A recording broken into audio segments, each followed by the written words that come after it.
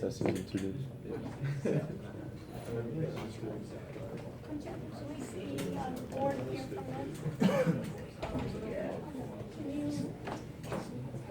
move a little bit so we can basically see the board as well? So, what's today? Monday, Like notes. Under YouTube. October 8th, 2018. So what we'll be talking about, there's an exam. Review. And we'll go over then hardware, software,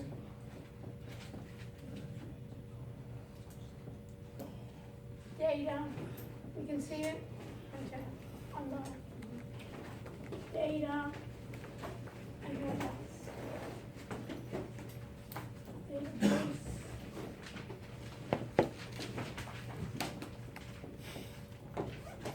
And the trading systems.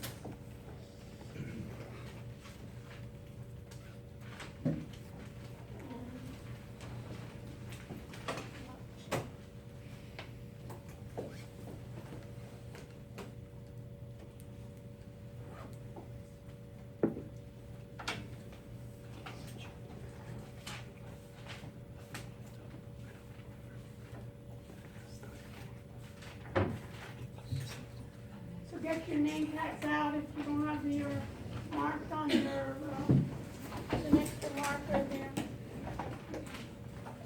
You can start the class.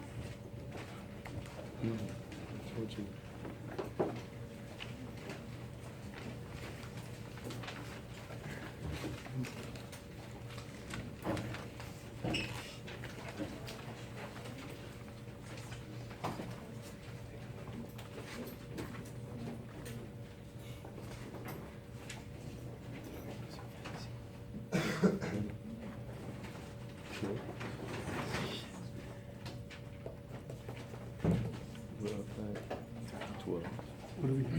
We have a ticket. Yes. Why did you see him? Party. These guys are not consistent. These guys are not.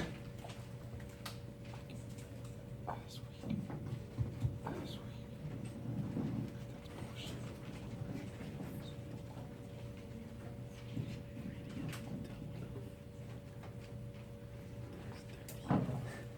Okay, we're gonna do a broadcast.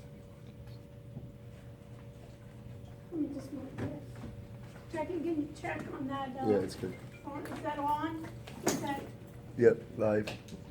live and where's it pointing? Is it pointing correctly? Yep. Okay, so I'm gonna go to Creator Studio. And we'll go to live streaming.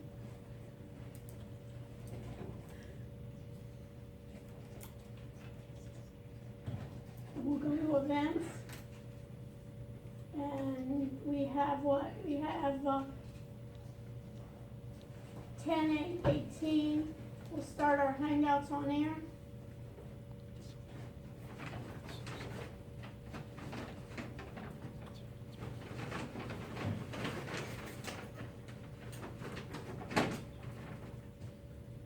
And we'll start the Hangout. I'm getting some echo, so let me see if I can reduce my speakers here. Let's see here on my mic.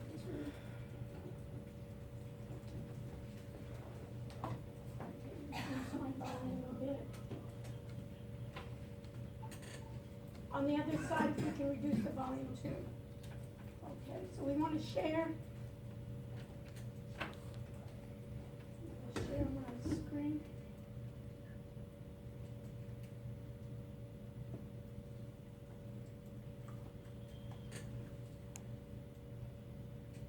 Okay, I'm gonna minimize.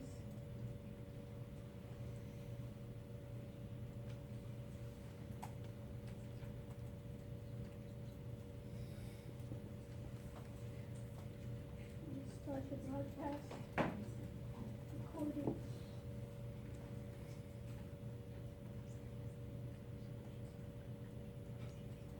Okay. So we're recording now. So we'll go to today. We have an exam on Wednesday. Any questions before I begin? You need to bring number 2 pencils. Put it in your notes here. You need to bring number 2 pencils. Also, you need to bring picture ID.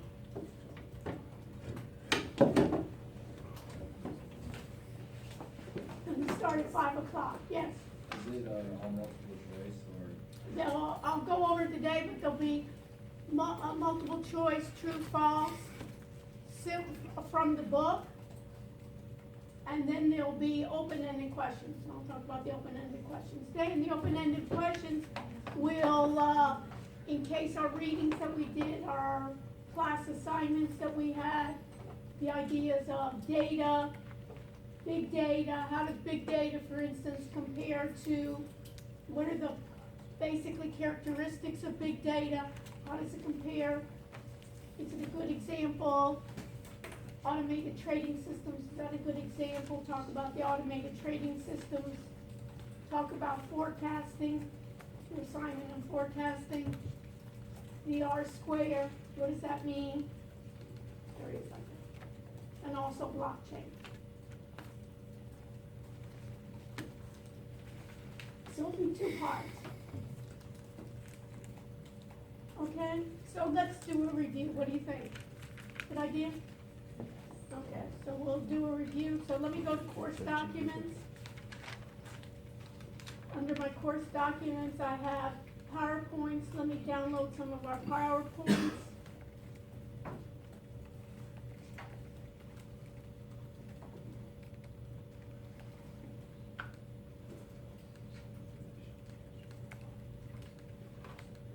We'll take our PowerPoints, we'll use that as a beginning.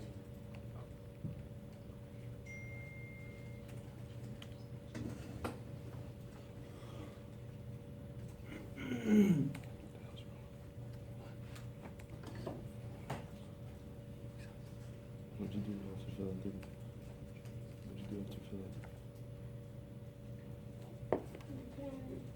Enable. And then let me just see some other course documents.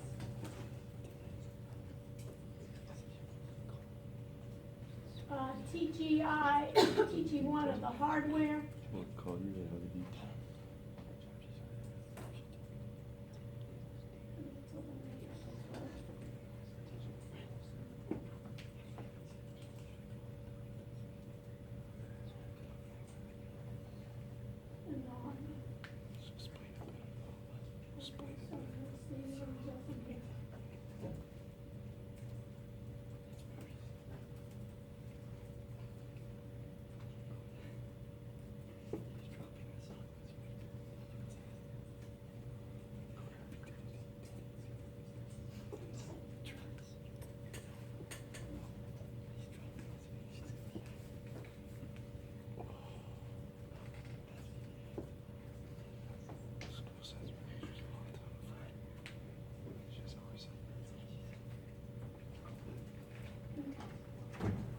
We talk about information systems and the management of information systems. And what's the key to information systems? What's really the king for information systems?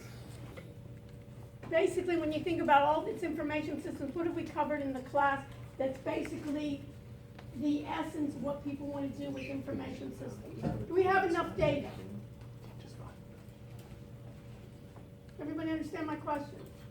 We have enough data. Is data, getting data the problem? No, what is the problem then, Joe? Organize, basically making it meaningful, right? To be able to understand not what my data means and how to make better decisions. There's the idea of going from data to information to knowledge. And what I need to do is, you can think about it, data, information to knowledge is what's the difference between data and information. I'm not going to do all the work, guys. So what's the difference between, yes? Data is just like strictly what it says. Like, there's no like analysis of it. Information is more like two variables. Like how one Okay, thing and what affects else? How else can you articulate it? Good start. How else can you articulate it? What's it going to be questions? Yes. Data is like numbers, characters, it's like very elementary, and then information is like conveying meaning. Conveying meaning, it's going to be organizing, right? And then what's knowledge? Yeah, Alex, what's knowledge then? Knowledge is like things learned from experience. Yeah, basically that I'm going to be able then to summarize, I'm going to be able to generalize, I'm going to make decisions upon. So we talk about the idea, later on we'll talk about the idea of big data. Is big data, a number of the larger companies are using big data to do what? To try to find patterns in their data, to try to find meaningful, not only information, but ways something I didn't know about my customer base, or something I didn't know about my suppliers, ways in which I can make better decisions. And in terms of the stock market, it would be in big data as what? To be able to forecast what it's going to be the next day or the next week. What are the best ways in which I can see what the trends are in terms of my stock. So I have what I call IT infrastructure, and IT stands for what? Information technology, and the infrastructure contains three components: the IT components themselves, the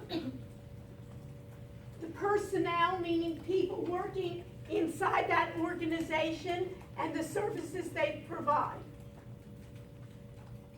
So you'll need to know the difference between data, information, and knowledge. And let me just go at this point, it'll be easier for me. Let me go to the slideshow. And from the current slide, then we can see a little bit more. I can think about these components of the IT, let me just go back one. I can think about computer-based information systems is dealing with the hardware, dealing with the software. I need procedures, a set of rules of everyone in the organization, and also for a database, and these are procedures, basically the rules, the policies in which I have to deal with the data. Now the IT components, we talked about hardware, software, we talked about database, we talked about the network in IT components, we talked about procedures. Give me an example of procedures.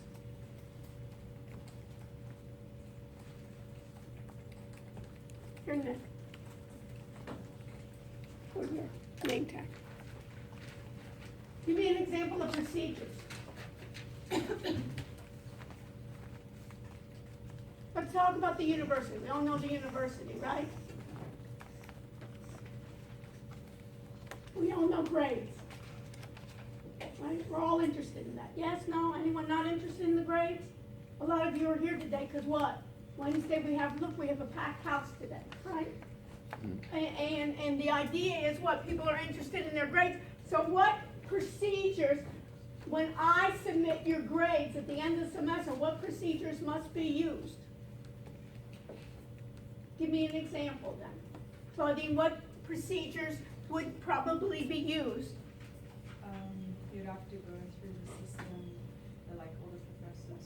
Okay, basically, I would have to log in, right? And I'd have to do, log in with my username and password. I would get your grades, I would have to have it in a certain time frame, and then what?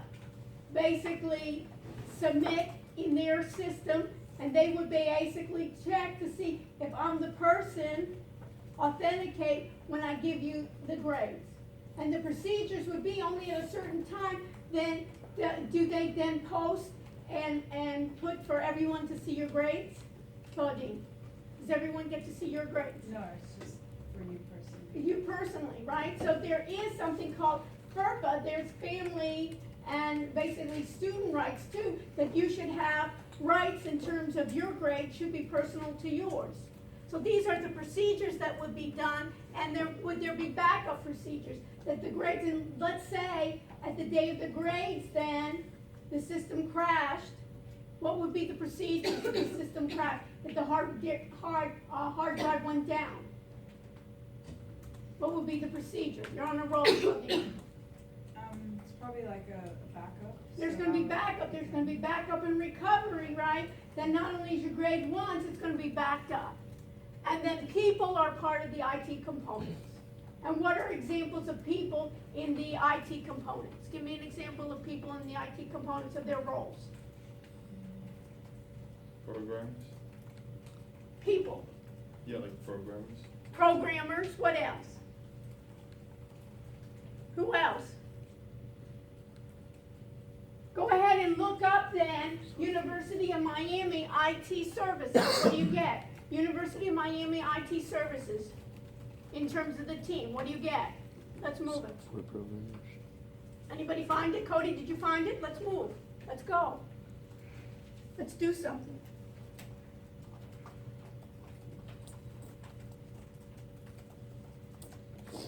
What do we find? If I go back, right? If I go to see what? If I went to Miami.edu, right? And I see here IT, CIO.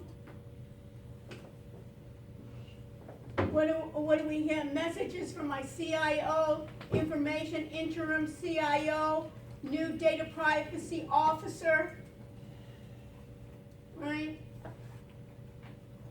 What do we get here? We got this messages from the information officer, security alert, be aware of WannaCry, multi-factor authentication. So this, in this case, messages, internal messages, right? And information technology, right? About the division here, messages, welcome to my UMIT, the version of Information Technology Department, internal, newsletter, help and support,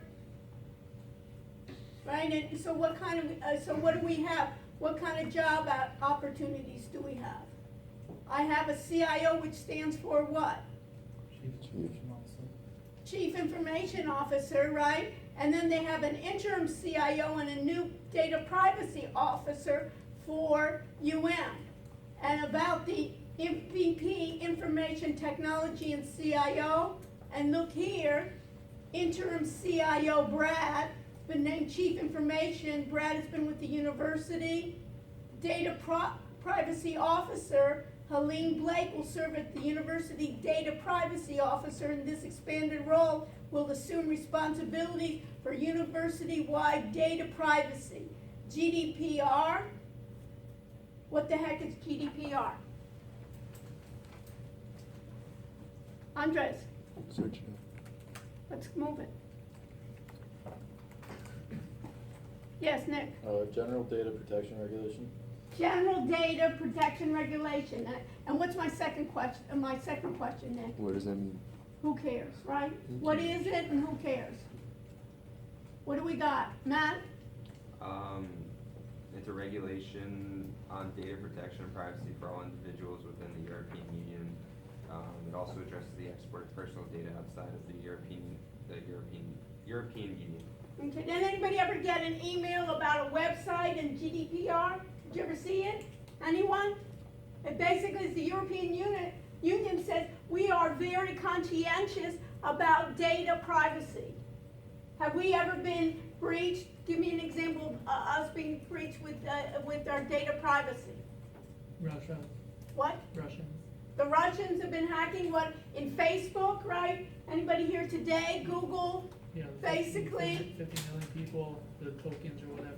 right? 50 million people were attacked. Facebook, a number of them. We talked about Equifax. So what the European Union said is we're going to set up rules, and if countries in the United States that deal with Europe, do you think, and Google or Facebook or any of it, or Amazon, do you think they deal with Europe?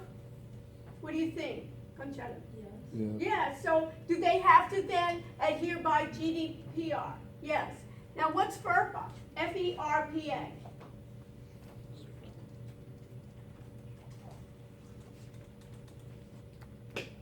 Jamie, how are you? Good, my data redundancy doctor over there, right? So what's FERPA? Who found FERPA? Kelsey, did you find FERPA? Let's move it. What do we got? Family, educational rights and privacy. Family, education, rights, and privacy. So this is part of that you have being at the university. Guess what? You have privacy rights. I cannot just say, you know what, I'm gonna post a sign outside and give everybody's grade. Go check in the front of room 312 and see your grades. I'm not allowed to do that. It has to be private when you get your grades. So even when you do your online quizzes, notice you don't get everyone's grades, right? You only get to see your grades. So UM is on the leading edge. I don't know about that. Okay, UM is on the leading edge among our peers in appointing an institutional data privacy officer. With these responsibilities, she will report to Blanca Malagon, Chief Audit and Compliance Officer. So basically, what's her idea? That she's supposed to be able to be in charge of keeping our data private. Question, so we have a number of regulations that people abide by in order to keep, that someone has said at least we try to keep our data somewhat safe.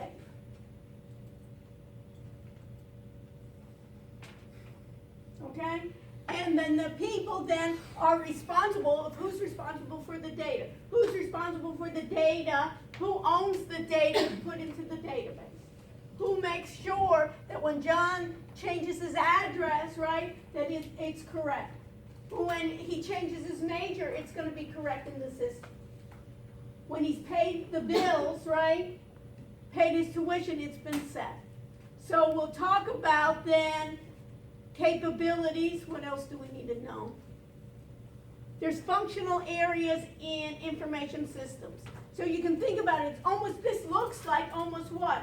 The departments in the business school, right? Accounting, finance, production, operations management, marketing, HR, all of those are going to be individual information systems that will integrate together. And many times that integration together, those systems are called ERP systems. And what does ERP system stand for? Enterprise Resource Planning Systems. And basically for organizations, for our enterprises, for large companies, it's basically trying to set up my accounting, my finance, my supply chain, my marketing, working together. Some of the systems and HR, some of the systems that are ERP systems, one is called SAP, common one, and for payroll, then it would be what? Workday is another one that are vendor systems. Okay? And this you can see here is IT components are on the bottom. I have my personnel, I have my IT services, my TPS are my transaction processing systems. Put it in your notes, transaction processing systems are real time. So when I go to the counter, when I go to Publix and I have the cashier then go through take my items and scan it, it goes to the transaction processing systems. And then above that, you see here, ERP systems, or my enterprise resource planning systems. I have my accounting, my finance, my production, and then above there in that little triangle it says what? Vanessa, what does it say above there? Business intelligence systems. Okay, business intelligence systems and dashboards. So what's the difference between business intelligence systems and dashboards and the rest is the business intelligence systems are taking my data, transferring it into information, and bringing knowledge to it.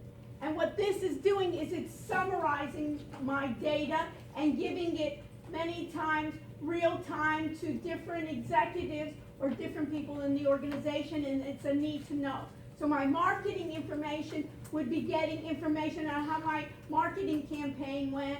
My accounting person, my CFO would be giving then information on where are my break even, where are my profitable units, and where are my non-profitable units. And in the dashboard would look like, when you think about it, the dashboard of your car. When you look at the dashboard of your car, it basically gives me the overview. So it's giving reports to my executives on the top end. Okay? This is transaction real-time monitoring. We talked about it. And we have here inter-organizational. We talk about supply chain management. Now, I gave you an article to read this week. Everybody get it? Who got it?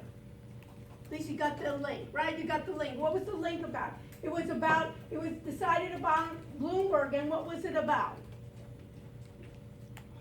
China hacked into like some hardware view system. So basically what happened is, when I deal with Apple or Amazon or Google, you think they have one server? Dan, No, how many servers you think they have? a lot. Thousands, right?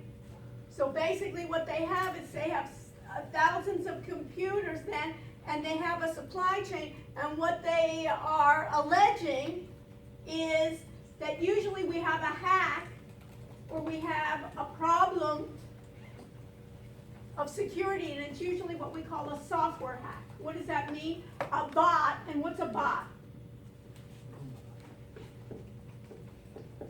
A bot is a software program that is directed to do certain tasks. We can have it do positive tasks, for instance, of training our systems, or we can do a bot where we can have it do malicious code. That's software. And what we do is we have then preventative other parts of software or hardware that will prevent us from getting what we call malware or viruses. What they did in China was what, Cody? Did you read the article? Yeah, So what did they do? they took a tiny chip and they put it into the motherboard.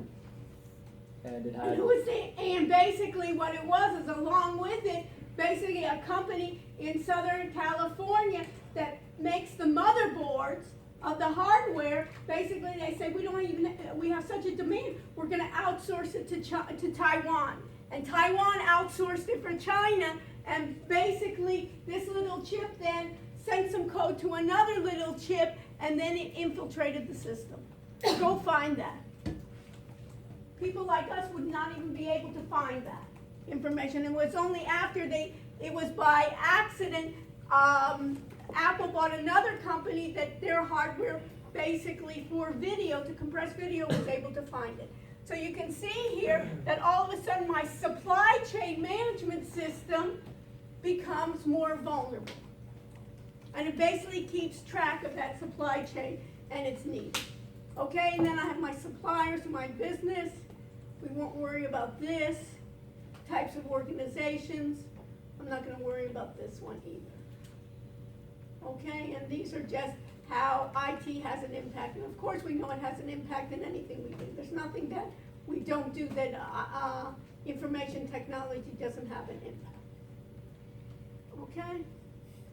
Questions on this chapter? How I would study this chapter, go through the PowerPoints, go through the key terms at the end of the chapter, right? That we're able to see. So in terms of technology, let's look at that and see what I want you to learn from there, from the current slide. So I have hardware. So I have, basically how I break it down is you need to know what a CPU is, Central Processing Unit. The short acronym is CPU. That is the processing, primary storage, and secondary storage. You need to know the difference between primary and secondary. What's the difference? Sam, what's the difference between primary and secondary storage? Who can tell me? Yes. Primary storage, you hold a small amount of information for a short period of time. And then secondary storage can hold a lot of storage for an extended period of time. Okay. And what is volatile and what is non-volatile? You need to know that on your, what's volatile memory and what's non-volatile. And what's the difference and who cares? Yes. Volatile, is that when it can be lost? Okay, basically when you turn on and you haven't, it hasn't gotten saved to your disk, right? And you, let's say your power goes down, you can lose that information, right? Random access memory is primary or secondary storage? What? Primary, right? Random access, secondary. What is more expensive? Primary or secondary? In terms of the unit, Cameron? Primary is more expensive. What is quicker? What is faster? Primary. In order for the computer to work, as soon as my operating system loads up, basically anytime I operate on a computer, an application, I'm using it in primary. And then other things get saved on secondary. And you need to know the difference between input technologies, output, communication technologies. And of course we know hardware is going what? It's always going to be cheaper in the future, right? Going to be able to do more. The performance is going to be enhanced, right? We always know that. Anytime you buy a new Mac, you're going to buy it for the same amount of money. You're usually going to get more power, not less power, right? And the prices tend to go, it depends on what, it depends on going down. But have you seen the prices of the new phones? They're not so cheap, right? I want the big ones, right? So if they're in high demand, right, who's my economics major, right? It's supply and demand, and if I make it supply and demand and everybody wants it, I can keep my prices high and my margins greater. And then we have something called BYOD, is bring your own device. Basically, traditionally IT is saying we'll provide the devices, and now basically the consumer or the IT person or the worker is saying, hey, guess what? I'm more advanced than you are. Let me bring my own. Now, in types of computers, there's two types of computers. There's what we call server-client relationship. The server is the one that's hosting my data. The server is what's passing the data to you. And the client is basically my desktops, my laptops, my tablets, my phones. Those are the clients. So all of you that now have your laptops on your desk, they're the clients or they're the servers? You're the clients. Now you're acting as a client when you're using your server. Now you could flip it, and usually when I'm going to be hosting, I can host on, or I can make a server as one computer, or I can do a number of computers clustered together and use those as my servers. So that's what they call a server-client relationship, right? And I have then my laptops here.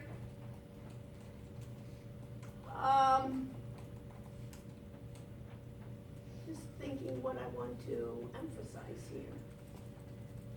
Input devices, examples of input devices like the automatic teller, point of sale terminal, my barcode scanners, optical mark readers, output, my sensors, RFID, which is radio frequency, or my output. My output, right, my input is how I'm going to get my data in. My output is how I'm going to view it. So how do I view my output? It's either through my monitors, through printers, through voice output. Those are my output devices. Now you can get more, right? We got the OLED monitors. I have retinal scanning displays, right? Now, printers, right? That a lot of times we're trying to deal without, but I can get my printers as well. I can get 3D printers, right? Voice outputs. Okay, the CPU. The CPU is basically the brains of my computer. So the CPU is broken down to the microprocessors. And these were basically those chips in China that they were trying to do. And they were saying it looked like basically those microprocessor control units. And then I have something called the ALU. The ALU does basically arithmetic logic units. So what do we say about the computer? We said in the computer with my ALU, it can do a certain number of things. So an ALU is my arithmetic logic unit, so it can do arithmetic calculations. Logic means what, Dan? Like it follows system of how it's gonna work, like how it's gonna think. What? It follows like a system of how to think, basically. What's logic? Basically, this is what it can do. How does it get alphabetized list? How do I get basically the computer to give me basically like a sorting? Basically, what it can do then, if it compares two numbers, it can tell me if one number is greater than the other, it can tell me if one number is less than the other, or it can tell me if one number is equal to the other. That's what they talk about when I talk about logic.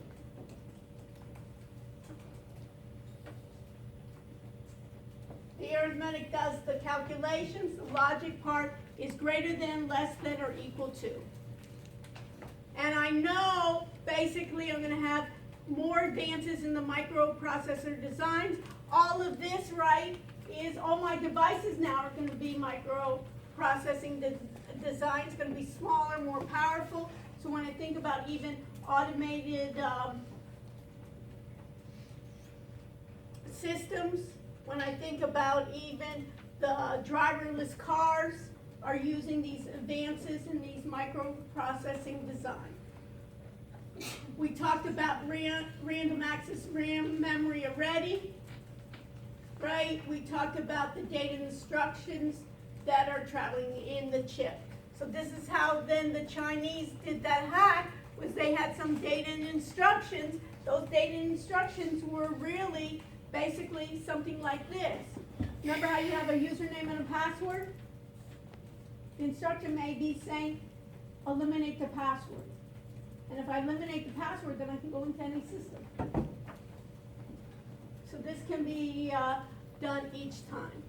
The ALU then receives the instructions, and this is the example, right? Input, my output. You need to know this, my primary, the difference versus my secondary. Notice it goes both ways. So a lot of times you know you have something in cache or main memory here, and I'm going to save it where this is going to be non-volatile. And then here's my inputs from my microprocessor. Moore's Law. You need to know what Moore's Law is. What's Moore's Law? Who can tell me? Let's go. Who can tell me what Moore's Law is?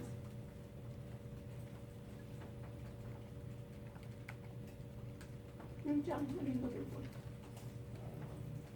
Let's go. Who can tell me what Moore's Law is? Kelsey, did you find Moore's Law? Dan, did you find it? The observation that the number of transistors in a dense integrated circuit doubles about every 2 years. Okay, well, anybody else find something? What did you find, Sam? Said that microprocessor complexity would double every 18 months. 18 months. So you can use like 18 months. So basically what it was is Dr. Moore was a computer scientist, and he basically said a number of years ago, you can expect everything to double then, the processors, and basically we can think about the progress will double every 18 months. That's called kind of Moore's Law, and you can think about the chip design, a number of ones going. So you can think about here is the cost goes down, the speed goes up. These are hard drives, right? This you need to know is the data hierarchy, right? From bits to bytes, kilobytes, megabytes, the capacity here then in computer memory, a bit is what? Either a 0 or a 1. And what's a byte? 8 bits, or what else can you think about? A character. So when I think about, in this case, Nick, he basically has then, to his name then of Nick, it would be how many bytes? 4. And N is really going to be then, basically, it'll be a combination of 8 bits to make that. So it's basically how they do the computer. It is so fast, but it's very simple in the way that everything's just a 0 and 1. So one character may be 0, 1, 1, 0, 0, 0, 0 may represent one character. That's how they're looking at it, right? And then you can do 1. Here's primary, talking about cache, RAM. These are secondary storages, and that's a hardware. Okay.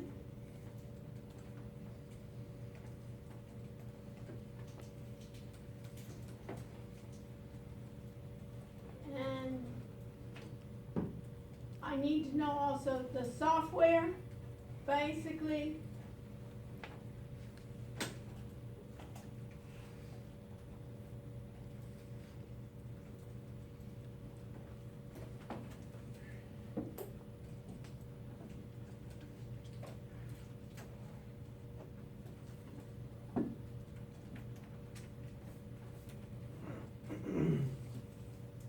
Let me open up the software. So what do I need to know about software? Software, one of the things I need to know about software are the instructions. Where did we see software? Did we see examples of software? When we did when I showed you the automated trading system, the software tells me what? It tells me logic. It has code. That code can be proprietary, or that code can be open source.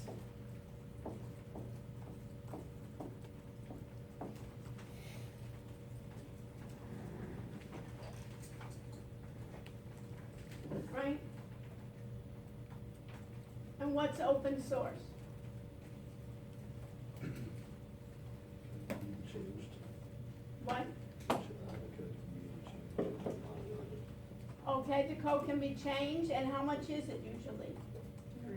It's no cost, it's low cost. What's example? I can have open source operating system, or I can have open source applications. Give me an example of open source operating system. What's an example of an open source operating system? Michael? Linux. Linux, right? Linux is an example of open source. So I have computer programs. Let me see here. This is a good example. Here I have hardware, I have system software and application software. Give me examples, Michael. You're on a roll of system software. System software, what's an example of system software is, what's another term for it? Operating systems. Everybody hear about system software operating? Give me an example. You said one with Linux. What's another one? Windows. Windows, what's another one? Mac OS. Mac OS, what else? iOS. iOS, what else? Android, Chrome, right, are examples. And basically, what's an operating system? An operating system is basically part of that operating system is a part of it is in RAM, part of it is in what we call ROM, the read-only memory, and it needs to run in order for applications to run. So this is a basis for my applications. So if I'm going to be using my browser, I need to have an operating system to use my browser. If I'm going to be using Excel or going to be using PowerPoint or Word, I need a system software to run that. So I need here, software licensing takes care of privacy problems. A lot of times one of the problems in China, what people were complaining about, is they steal intellectual property, and also they don't abide by software licensing. And I have open systems, open source software, you need to know those. Okay, application software application is the end user uses that to do some type of task. And you know these tasks already, spreadsheets, word processing, finance. Okay? So that's the Tech 1, Tech 2, and the hardware. And let's see what else we have. We have security.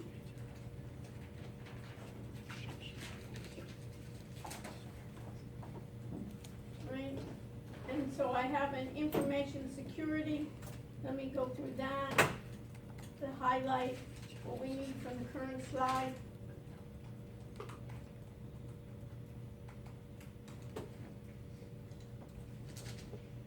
Okay. This is what you need to know. We're never 100% secure, and where we're even more vulnerable is when we get on the internet. I'm going to be vulnerable if I take, for instance, Vanessa says, you know, I have some files I'd like you to read, and I said, oh, you have a memory stick, Vanessa? I'll take it from you and put it onto my computer. I may be vulnerable in order to get that. But many times I'm also vulnerable in getting any type of virus is when I go to the internet, right? Either people can enter to my computer and take over, and we talked about it, is what a number of people like to do in universities is you're on the network of the university, and basically people like to, from overseas and other places, basically take over your computer and you don't even know it. Because they're part of the network, they try to find basically the exposures and the vulnerabilities. So we're, in terms of security, they always have to be thinking about how do I need to be secure. It's difficult, and basically I have to evaluate what kind of threats do I have, what exposure do I have, and where am I vulnerable. And then we have human errors, and we have something called social engineering. You need to know social engineering basically is when we talk about human beings, not software, basically try to break in by getting information from other human beings. So you have this security threats. Where are my threats coming from? My employees are usually a threat. Those system programmers, they know the system a lot of times better than we do. They know where the vulnerabilities are. And guess what? How am I going to keep track that my own employees aren't stealing from me? Or my own employees aren't what? Sharing information with other people and getting money from it. Let's say I go ahead and fire somebody. John, I hate to let you go, and he may be my chief engineer in my information systems. And you know what, John? I'm letting you go, and you know you have a month to remain here on the job, and after 30 days I'm going to let you go. You think that's a good practice, John? Yeah. It's a good practice because I say, John, you know, I want to give you time to get another job. Anybody see any problem with that? Everybody understand? John's my systems programmer, really knows my system well, and I said, John, you know, we got to let you go. What's the problem with that? And I said, you got 30 days.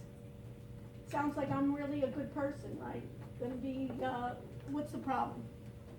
Yes. He could steal proprietary information or something. Pardon? He could steal like Right, you know he has 30 days to screw me. Really well, right? He has 30 days, right? That he's in. You got 30 days, baby. Right? Believe It's it not or- even one day he's gonna screw me, right? But he's gonna screw me for 30 days, right? He's gonna take everything from me, right? time to go ahead and sell all your information, put all those viruses in that I won't be able, he's hating me now, right? God damn it, right? He's saying, right? damn it, Marty. Take this job and shove it for 30 days. Do you think he's happy that I just fired him? No way, right? So one of the things here is, not only do I have to, a lot of times, even fire him and basically have my guard take off, but what's the problem is he still has the password, he still has his system ID, I have to cut that off immediately. So there has to be these processes that these people have to, basically, he's sitting at the computer, do I know what he's doing? And does he have to be at his desk? When he goes home, can he get into the system? John, you can get into the system, right, if I don't cut you off. So these employees are a problem. I have other insiders, maybe just going around and seeing what he threw in the trash, right? And then I have my system software, and then I have hardware threats. You saw that. I didn't even know the Chinese ended up putting on our motherboards, they put in a virus. I have then outside threats coming from the internet. We're all going to be so scared. I'm telling you, we should all just get under our mattresses and then we won't do anything. I have natural disasters, so I'm going to worry about there's storms coming, there's hurricanes, and then I have power outages. So these are the ideas, and notice a lot of this is coming just from my employees or outside. So these are my security threats. These are two areas that pose significant threats to me. Is human resources, right? My contractors. Maybe that was my human error. Basically, I have careless internet surfing. What happened is everybody's clicking on links that they get. Right? They're going to get all this money, they think, from all those guys from Nigeria or something. Right? Have you ever gotten those? Remember those? I don't get those anymore. But I used to get those. You remember some prince, and all he wants to do is have me share in his millions. Okay, so you have this, espionage. What else is important here? Viruses. You need to know the difference between a virus and a worm. You can look that up. Phishing attacks is basically trying to see if I'm going to pretend to be someone else. I can be spear phishing attacks, basically looking at certain people that I want to do. I have what I call DOS, denial of service attacks, and distributed denial of service attack. Not only do I go after one server, but I can distribute it across the network and don't allow them to come in. Then my programming development is I can create, then what's John going to do is he's going to create a logic bomb based on a certain day. He's going to screw me by shutting down my system, going through the back door, and having a Trojan. I'm really screwed. And then what I have here is I have software that I have key loggers. What are key loggers? Is basically, Vanessa says, you know what, Dr. Raj, I have a file for you. Can I just give you my memory stick? She puts in the memory stick here, and I go away, and basically I'm keeping it there, and everything I type basically goes to her memory stick, and she has my passwords, and she has to, and basically you're probably in cahoots with John. Right there. And then I have tracking cookies that tracks everywhere I go. I have adware. This is important to know for the exam. I have risk. Every time of course I have risk. Life is a risk, right? I get up in the morning, there's a risk right there, right? And what I have to do is I know I have to analyze what risks I have, and then I have to, depending on the costs and the benefits, I have to try to mitigate that risk. What does mitigation mean? Reduce. So I have to get controls to reduce that risk. I have to control how I can get better for security. So on this campus, being on the internet, right? Have you ever seen when you get on the internet, they have this little disclaimer, you're going to get on the internet, you have to behave appropriately, right? Are you being monitored when you're on the internet here? Yeah. I had a student from Hong Kong. He was an exchange student. He was taking one of my classes, and he was like computer science, and I said, what are you in this class for? Let's do a special project. So I wanted to challenge everybody. So he did a project for me where he tried to automate a lot of the procedures. So like you were doing the forecasting, every day you're supposed to be downloading that data. You don't want to be downloading that data every day, so what I gave him as a project is to automate it. All you have to do is press a button, and every day it will go to Google, go to either Yahoo Finance, download the data, basically put it in, do your regressions, and then put it into the automated trading system and tell you whether you should trade or not. He created all that. So I said, great, go ahead and do a presentation. And you know, now, how many people go everywhere with their phone, right? It's hard not to go with your phone, right? And what I have, and what I have a problem with is when I speak to a student when they're looking at their phone when I'm speaking to them. I don't even mind if Dylan goes ahead and uses his phone, but when I ask him a question, I don't want him to be looking at his phone while I'm asking a question. Everybody understand that? So what he did is he gave a presentation, and in the middle of his presentation, he was looking at the phone. And I said, oh my God, how bad am I doing in terms of communication that in the middle of his presentation he's looking at his phone. So I said to him, I said, Chu, what are you doing? You're in the middle of your presentation, because I just had to check how I'm doing in my Facebook app. And I just and I said, what are you doing? And he goes, well, I just realized that I just made $10,000. In what period of time? A couple of days.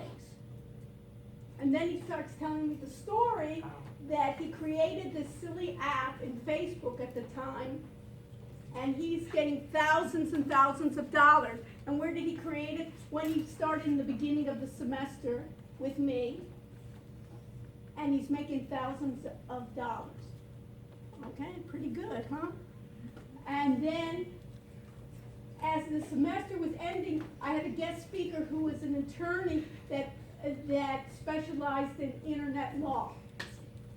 He gave a presentation, and the last week of class, he comes to me, and he said, Dr. Rushnick, I got a letter from Facebook.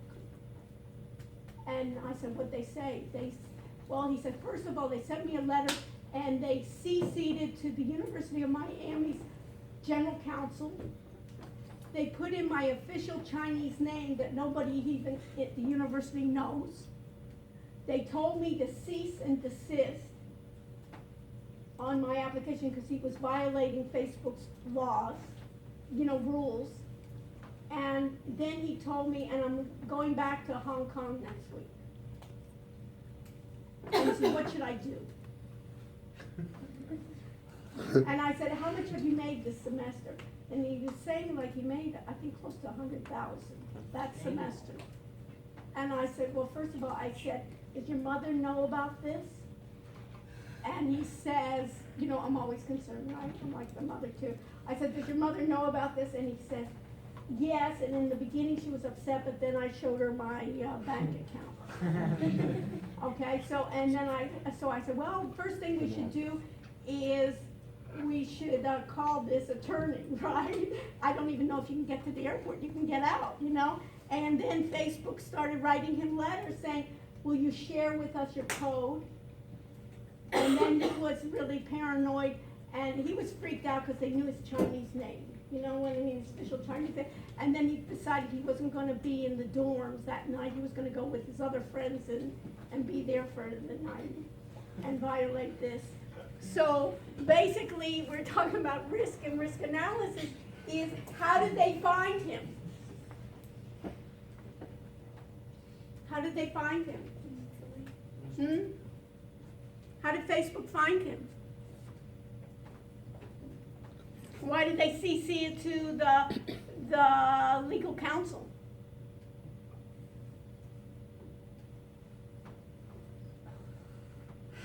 They tracked him down to the computer. They tracked him down how? Huh?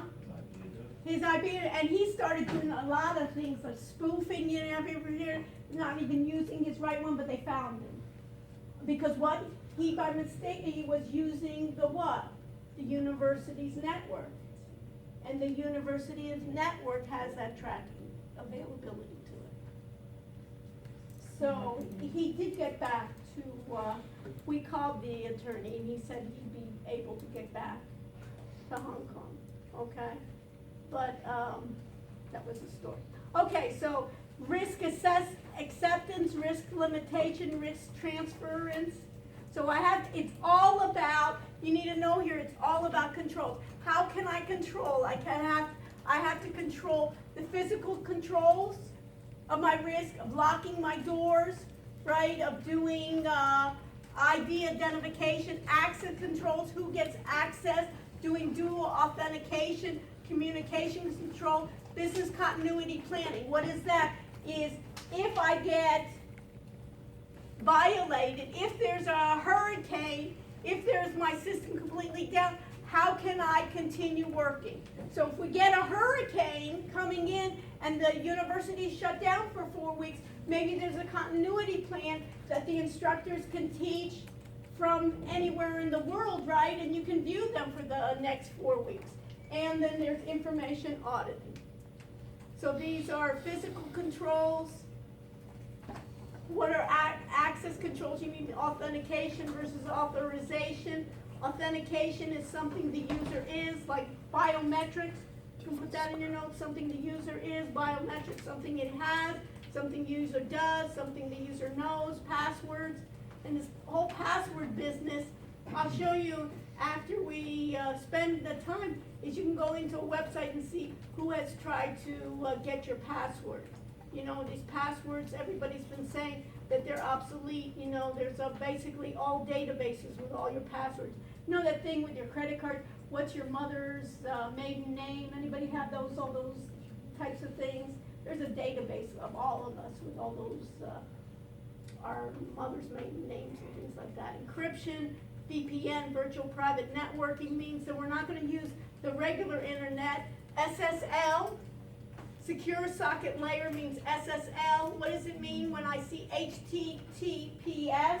Right, anybody see that? That's basically my secure lock socket layers, right? If I'm ever going to go to an e-commerce site, right? And then here's the internet. What else? A hot site versus a cold site. If I have disaster recovery, basically I have a plan that if I'm not going to be here and I have on premises, I'm going to have in somewhere else's premises. A hot site meaning that it can be up and running. A cold site is just that I have a site that we can all go to. The problem with 9/11, for instance, is Citibank didn't even have a site that they could go through when the towers went down. Okay, and then these are business problems. Okay, what else? I think I have one more, right? And that's data. Right, and in data,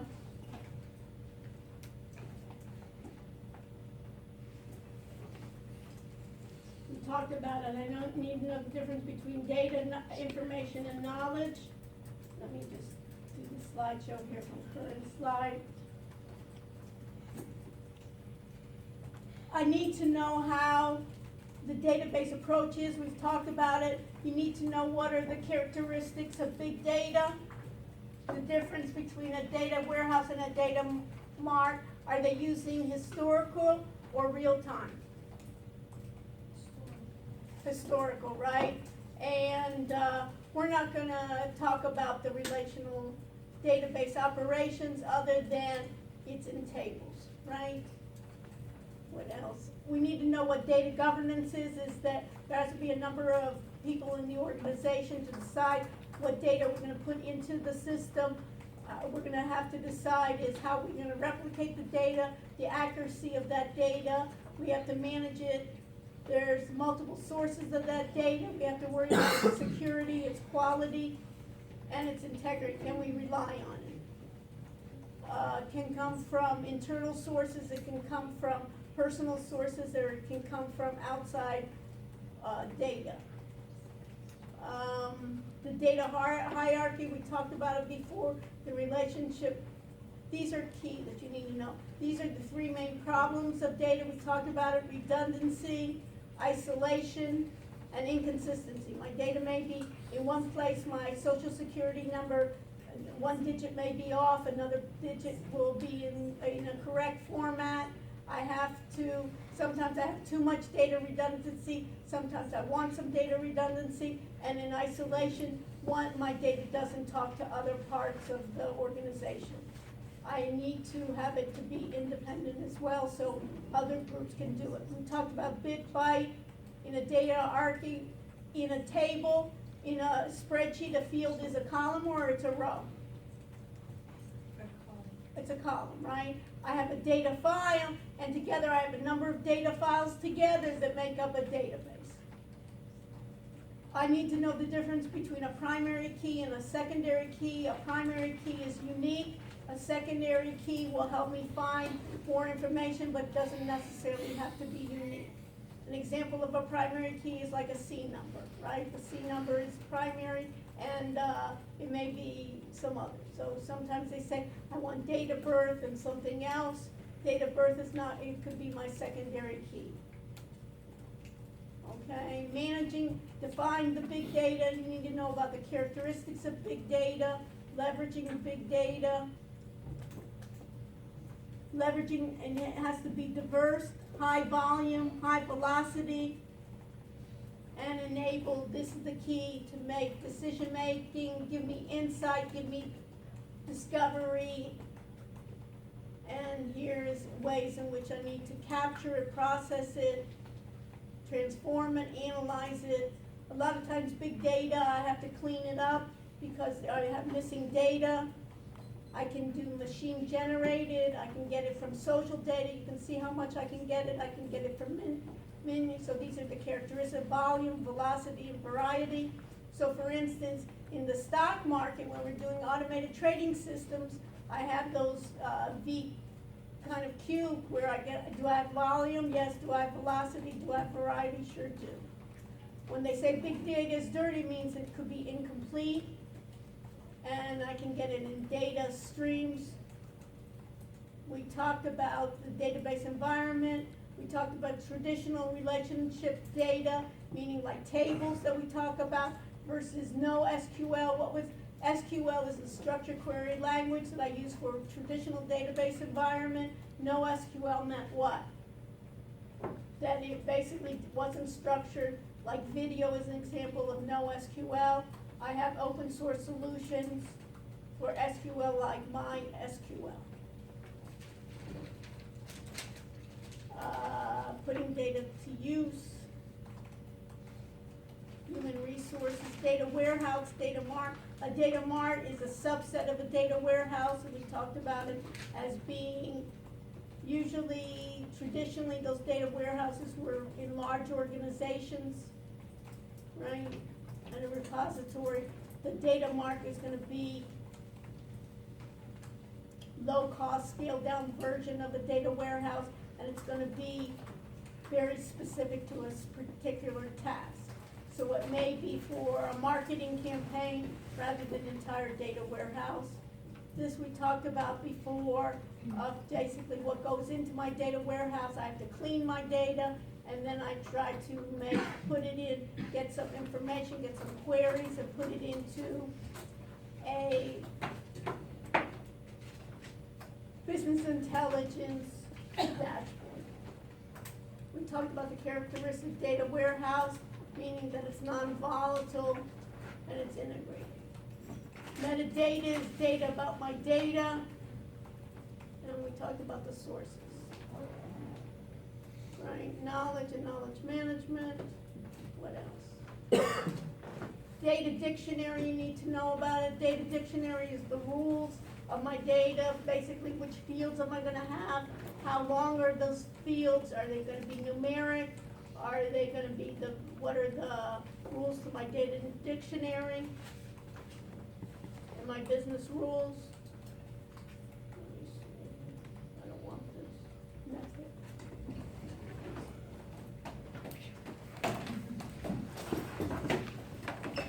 So open-ended questions will be about big data and how it applies to your stock market analysis program. You need to have all your updates to your forecast, you need to have at least 3 or 4 forecasts and comparing them like we talked about. I'll be giving you the final grade on that. And the other part will be on the blockchain. What is the blockchain? What are the applications? That article that I gave you on blockchain. Dan, did you have a question? Yeah, is the Tech Guide 3 PowerPoint on it at all or no? I'm gonna use that for the next one. Tech Guide 3, I'm gonna use, we got enough, I think. You agree? Yeah. Okay, stay with me if you have questions.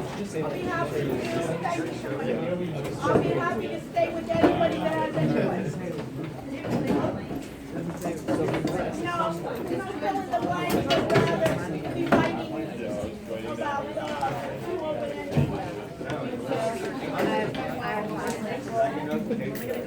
the open-ended will be like blockchain and automated trading, forecast, example, and using that and how that applies to big data. So understand the big data and how does that apply. Okay? Would we get fined if we don't fill this in tonight? I'm not sure. So you have a couple minutes? Sit down and we'll work it out together. You know what, you take your laptop out. And what you need to do first, you have to research, what are they looking for? Research about that CVAC, I did a little bit of work on it. Research about the CVAC internship, what they call that lab. I'm probably gonna go over You all haven't of it looked too at if that, you they want stated to. anything about it? What time are you free? And we'll look at it together, and we'll do a little practice session down. Oh, yeah. Okay? Perfect. Afternoon, like the night. I'm out of class like 4:45. It's on campus, you can hear Similar format. Probably library. I'll text you and ask you to get out of class. Okay, so basically for the second one, what I'm gonna do is on, Exciting. Oh, she was. control. She just Yeah, she moved. With the administrative controls. That'll be one question about administrative controls and the other one. You remember they had the different administrative controls? Yeah, I'll be happy to go over it. Okay, yes. I guess when you were saying about the blockchain, I think specifically about. Okay, did you read that article? Let me go to it now. Let's go to web links. Let's go to that blockchain. This is a good article for you to read. Who's in your group? Cody and Okay. So here, blockchain, Oh, yeah, she's. like this one, these are good questions. okay, and then those are. And then, from the and article. here, yeah, and so basically, if you go through this, if you go through this article, right, there, you can see a number of those questions, and then what are the applications for that? So go through that, and then there's some videos on there too, so there'll be something on that part. Thank you. Okay, perfect. Yep. Okay? Yes. Hi. What's up? How are you? How are you? Okay, great. I Thank have you. questions Sure. for, okay, I dropped. So, Leah, let me just get her started. So go through and find all those things of what they're talking about in terms of this, and write down, and then then we'll go together and we'll do All a of little this. practice Okay. session, Yeah. okay? My pleasure. Okay, I Okay. drafted, I like put in all the information I have for the open-ended, but I have a Okay, question. okay. For the forecast versus back testing, So what am I looking at? oh, here? this one in particular, sorry. Okay, okay. I just gave you that. Okay. But this, Yeah. so this is what you had in one of your PowerPoints. Based on historical, Right. right. But then I found this for forecasting based Right. off our notes, but Yeah. these two things sound like the exact same thing to me. Can you Well, clarify the yes, difference? yes. What's the difference? We'll get John to be part of the group. Okay, so what's the difference, John, between back testing and forecasting? Let's look at the word. Back testing means what? Using historical data to do, What does back mean? to go back in time. Go back in time and see how my model did. Had I traded at that time using the model, how well would I have performed? Okay. Forecasting sounds like we're gonna walk forward, And guess what's gonna happen? not guess, but calculate what's gonna happen in the future. So if we have a model of doing healthcare stocks, Mhm. and we're gonna be looking at our healthcare stocks, let me just bring this up. So back testing, you kind of perform the whole test like in. Okay, so let me using just past- get my, Yeah. okay, so, I tried. let me just find my, It's like I have to come to that. yeah, so let's see, so with my back testing here, let me just go into here and let's see. We can even view it from here, let's see if we can see. So my back testing, I have a model, what does it say here? There only can be one instance of a Oh, Ninja okay, Trader running at a so time. let's see. Okay. So we got Ninja Trader, which is simulated trading system, and I'm going to skip this. The Ninja Trader, let's see if something comes up. Okay, and now what I wanna do is let me go first, let me just close this. Let me close this for a second. Now I wanna get my data feed, my data stream, right? So I wanna connect, I wanna get end of day, right? Let's see if that's my end of day. So this is a platform to simulate how I would take my strategy, so I'm connected, and now I'm just gonna go file, new chart, right? And what was, and in this case, what was one of your, let's just even go to the Dow here, okay? And in the I Dow, did the J&J one. J&J, is that it? Yeah, that's it. Okay, so I have new J&J, right, and what does it say here?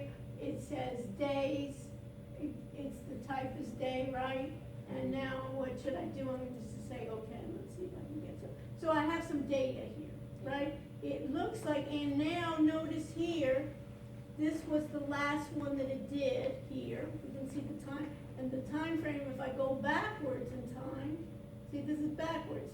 Now, what I want is a strategy, is to take a number of indicators and have the strategy tell me where I can buy and where I sell. So let's look at the one that we did, our sample MA crossover, you see that? I have my sample MA crossover, right? I wanna change my enabled here, right? I have one, let me do new here, let me just move one. Sample MA crossover, new.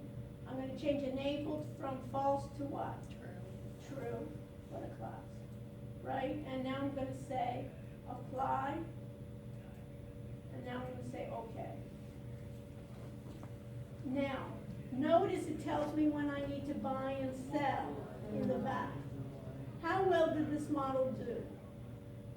We don't know. We know the greens mean what? What does the dotted greens mean? That they did the right thing. They did the right thing. Here it told me to sell short, meaning I'm betting it's going down, it did well. Here it told me to buy, and what happened? It went down, so it didn't. So what I can do is, I'm gonna back test, meaning I'm gonna go backward in time and see how well this model did. Because you don't wanna put your money in to a strategy that is poor. Yeah. So back test goes back in time to see how well my strategy did. And now what I wanna do is I wanna go to performance, strategy performance of the sample, and what do I wanna go historical and real time, right? Look at this, I wanna go historical and real time, and how did it do? You want something to lose? Bad. On all trades, it was negative. I'll just give you my. On long trades, it was what? And on short trades. So will we rely on this? No. So we would either find another strategy, we would modify the strategy, I might be in the list. right? And what I could do is I could look at, see my edit ninja strip under strategy, and where do I have my sample MA crossover? I do. I say okay, and then I could then edit the code and change it. I could change some of the parameters and get it better back in time. So see here, under, it said if cross above, right, I want to enter a long position. If cross below, what do I want to do? I want to enter a short. So what I would do is I would change some of those parameters to try to improve my back testing, going back in time. And once I got it good to do back in time, then I would want to look forward and say, now what's my model going to do tomorrow? Oh, once you get the strategy right, okay. And I want them forecast in the future. And that's why we were forecasting, you remember we saw our model when we were doing Excel, we were forecasting, you remember when we did the forecast, and we said, how did it do compared to the actual? Yeah. And then we looked at its error rate. Does that help? Yes, that does. Okay, what else? Give me a sec.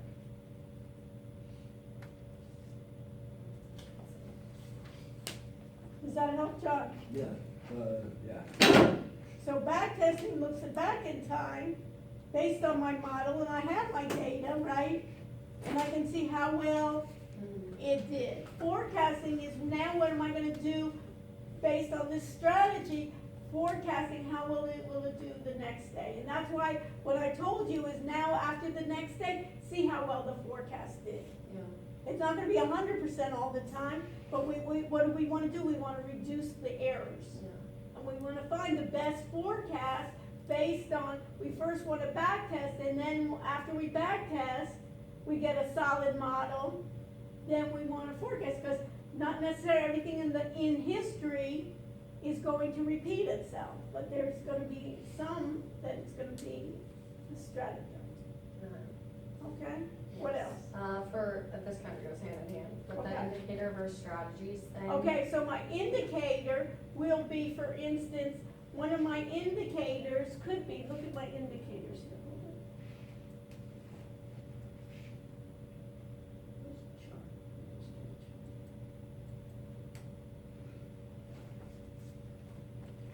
let's do the J.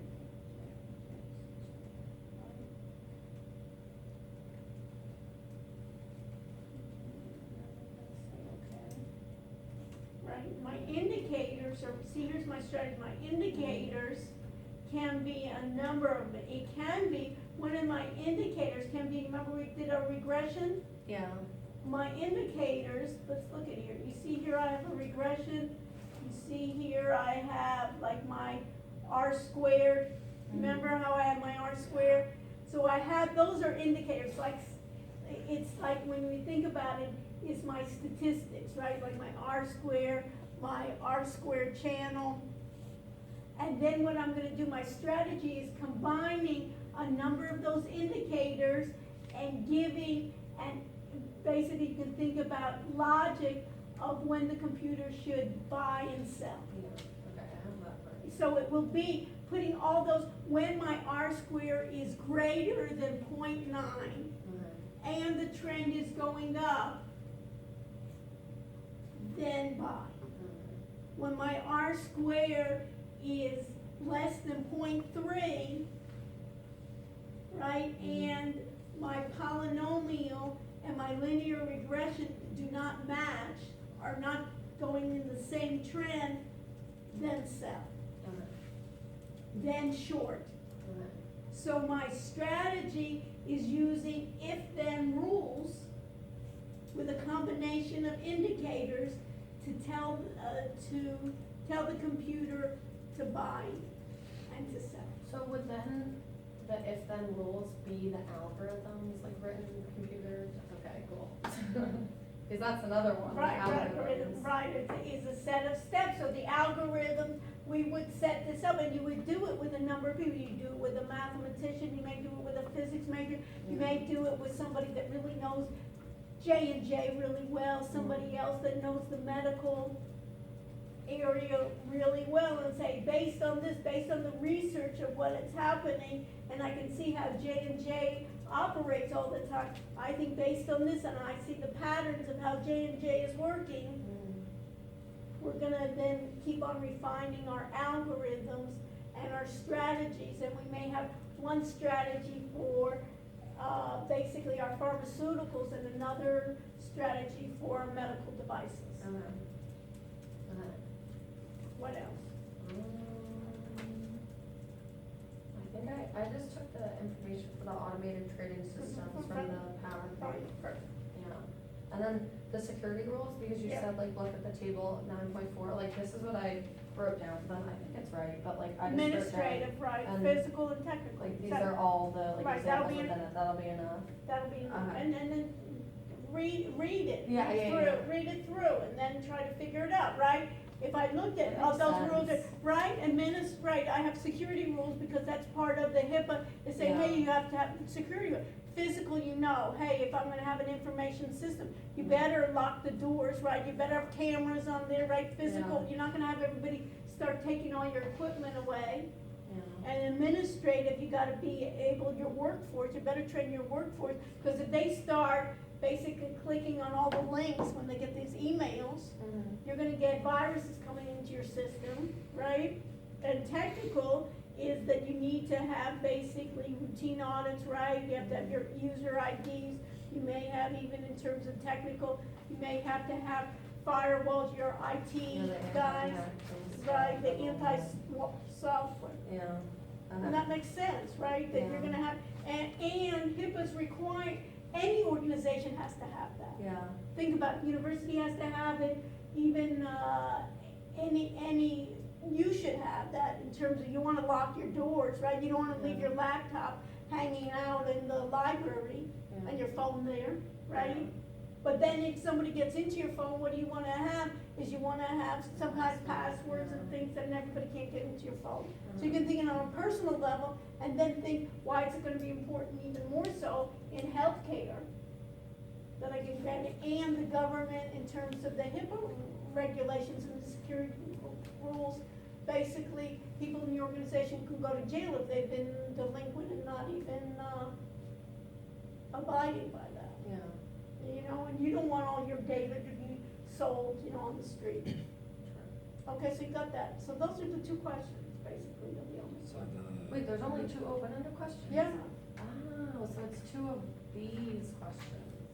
so it'll be like that. Those will be there's two- similar. It's the administrative, physical, and technical trading systems as one question, and then, Oh, and then, right, like, right, I And we- tell you, I would use those, know those really well, And that the you can meaningful write use about, one? what? And the meaningful use. Meaningful For use, everything. yeah, right, and then do the meaningful use. Uh-huh. Okay, we have some time, but I'm gonna lecture the first part and then I'll answer any the questions. stages. Stages, right, and making sense, why you need it in those stages of meaningful use. Yeah. Okay. And then for the multiple choice, do you just suggest like, because the textbook, I feel like it's silly to read the whole textbook No, over no, again, but like you know what I would do, I go through the PowerPoints, I go through the that's end what I'm of the, hoping to, and then I go through those key terms, to keep, that's what I and try then to do. review the quizzes Questions, online. Yeah, And okay. you can review them again. Yeah, I did that, yeah. So it'll be similar to that, Okay, awesome. okay? Yes, thank you. My pleasure. And then if you have like last minute questions, since we have more time on Wednesday, Wednesday than my other class, ask them in the beginning. Say, and then if it's relevant, I'll say it's relevant, otherwise I'll say, forget it, we'll talk about it later. You know what I mean? Okay. Cool. Perfect. I'm not here to, I don't want surprises, but I want everybody to have that overview of all the jargon, so Yeah. then we can go on and do our projects, and then we can go on and have more guest speakers that we know what they're talking about, right? Yeah. Okay, Okay, perfect. Thank you. my pleasure. Okay. I'll just leave it. What's that? You can go first. Well, we're gonna be a while. Oh. We're gonna be a while. Okay, no, I just had a, quick question. So, I did not in class, I just realized my email, like, just sent to you now, I don't know if you got it. No, But I didn't check it. Okay, well, it just sent to me, but I've been out, like, very sick, but then I also was traveling. Okay, business, and then all you right, started. so what's the question? No, just wanted to like let you know that I was Yeah, I interested. know. Okay. Okay, Sure. all And right. for the, as far as the test, like what you're saying with the open-ended, was it something like HIPAA or something, or? No, this is another class. Oh, it's another class, I was like so confused, like, so our Right. class is multiple choice, true and false, And open-ended. and open-ended, Mhm. but specifically on our PowerPoints? or- No, it's on our readings that we did blockchain. Oh, it's the blockchain. Blockchain, Okay. and what else did we, and we're gonna do data, the automated trading. Did you do the homeworks for the automated trade? I you do the did forecast? most of the stuff, but the past few weeks when I was sick, I got behind, so I'm doing everything now. So you gotta Yeah. get with your group and Okay. in terms of the forecast. So I saw there's something with That's Excel and blockchain, is that what you're talking it. about? Right, Excel, blockchain, and automated trading systems. Okay, and that's all like online, I could see clearly. Yeah, Okay. get with your group, so Okay. you can follow Awesome. with them. Thank you so Dylan, much. you have a question? No, I was just waiting for John. Okay, John, do you have any more questions? That's it. Okay, perfect. Yeah, I think today was Book really it. helpful, answered all everything I Okay, needed. so where you gonna, so work on it, okay? Alright, yeah, All see you right. when Are these running still? That's fine if they are they? Check. Can you check? Yeah, there. Yeah, leave it, Leave it? yeah. Okay. See you Wednesday. Okay, see you. But good to go though, with the makeup stuff, if it's by Wednesday, like I have you. You have to have everything in. Okay, by Wednesday. Wednesday. Alright, perfect. Thank you Okay, so bye. much. Okay. Take care. Just close this and then we'll go from this. Okay, so what did we find in this thing? Okay, so there's not a lot of stuff about Okay. so really the whole internship. What did you find? 'Cause I So- found something. I saw, well, it's weird because it's saying students entering their senior or junior year in 2019 or 2020.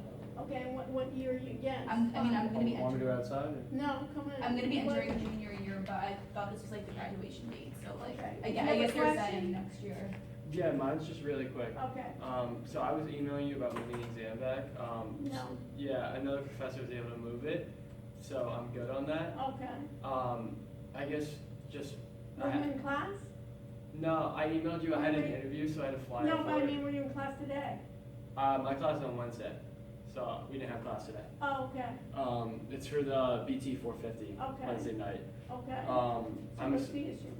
Are they, go out there real quick and see if John, can you go out there and see if John, and see if John is there? No, he's not. Okay, so what's the question? No, I was just gonna come over to tell you that, because that's what I wanted to ask you, What did you wanna ask me? if I can move it back, but a professor just said they can move their Okay, exam, so I'm good Okay, now. all right, so Um, we'll see you Monday. Cool.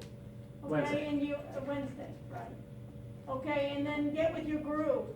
Oh, yeah, Okay, that's, minutes. you kept saying that I had an assignment to do. I've done all my assignments Did online. did you do the forecasting, the Excel Yeah. and everything? Yeah, I've done that. And have you checked, have you done a number of times your forecast? No, I haven't done it multiple times. You mean with more than one stock? No, but as your stock goes to see the more days, how well your forecast is done. So Okay, I who's can in do your that. group? I know, I have their numbers. I'll text them. I haven't done that Okay, so text though. them, yeah, we need that part. Okay, got it. Okay, see you then Wednesday. Bye. Okay, all right. So what did you find? So I saw they say strong verbal and written communication skills, ability to Well, wait, multitask. what was the internship called? It was called MasterCard Business Oh, Technology. it's master, okay. Yeah, So business let me, technology. the MasterCard. What was it called, business technology? The summer internship. It's just like the class. Yeah. Master technology, what? Summer internship. Okay, summer internship, and that's it? Yeah, it came up on Handshake when I was on there, so that's, I just kind of Careers. clicked on it and applied. So is this technology, and it's in Miami? I think they have one in Miami and they have one in New York. I thought I applied to the one in New York because that's where I'm from, Uh-huh, but but it's the same it's the same thing. Okay, so MasterCard careers and internship. See here, MasterCard hired an intern in Miami. You see this one? Yeah. On LinkedIn. And it says, we are a global technology company behind the world's fastest payment processing network. Okay, of course, they're gonna process all your credit card systems, right? And it have to be really fast. Yeah. Right? We are a vehicle for commerce in connection to financial systems for previously excluded a technology innovation lab. See, This Technology Innovation Lab would be interesting to find out what they wanna Yeah. do. So let's copy this part. This technology innovation and the home of pricing. We ensure every employee the opportunity, blah, blah, blah. Some people have skills about us, events. So what we need to do also is look for MasterCard, what do they call it? Technology Innovation Lab. Hi, how are you? He's just waiting for me because we're gonna go home and study for this Oh, after. okay. So let's go to, what did we call it, MasterCard?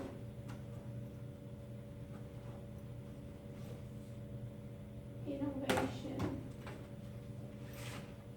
Technology Lab. Let's see what they say there.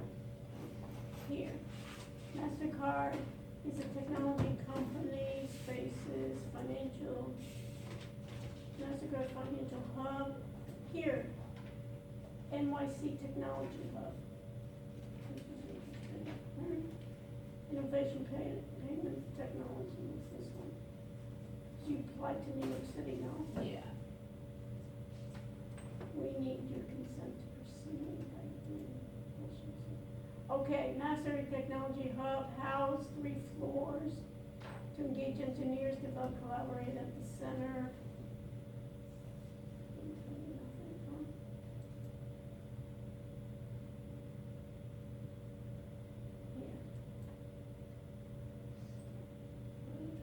Walking the talk of innovation, value driven. One of the ways, what does it say? Innovation is at the heart of MasterCard with an innovative, value driven approach to the solution, creates services, making transactions faster, easier, more convenient and secure. Okay, we talked about that, right? Yeah. So, okay, one of the many ways in which we innovate is through our culture, blah, blah, blah. We hire, we also encourage employees, innovation.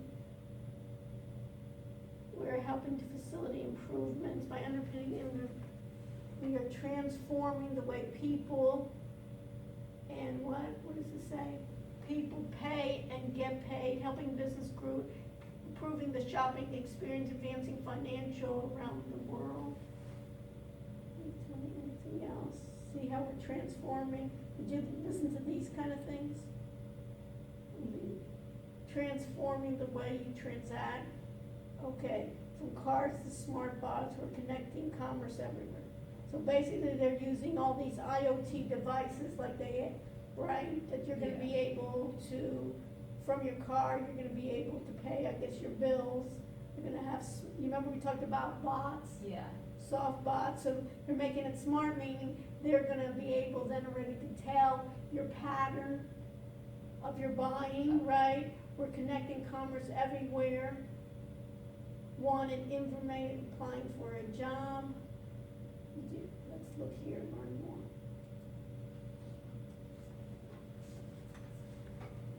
Basically connecting latest security. We talked about security, right? With seamless simplicity. So they really have to be quite secure, right? Because they're gonna be vulnerable to that data.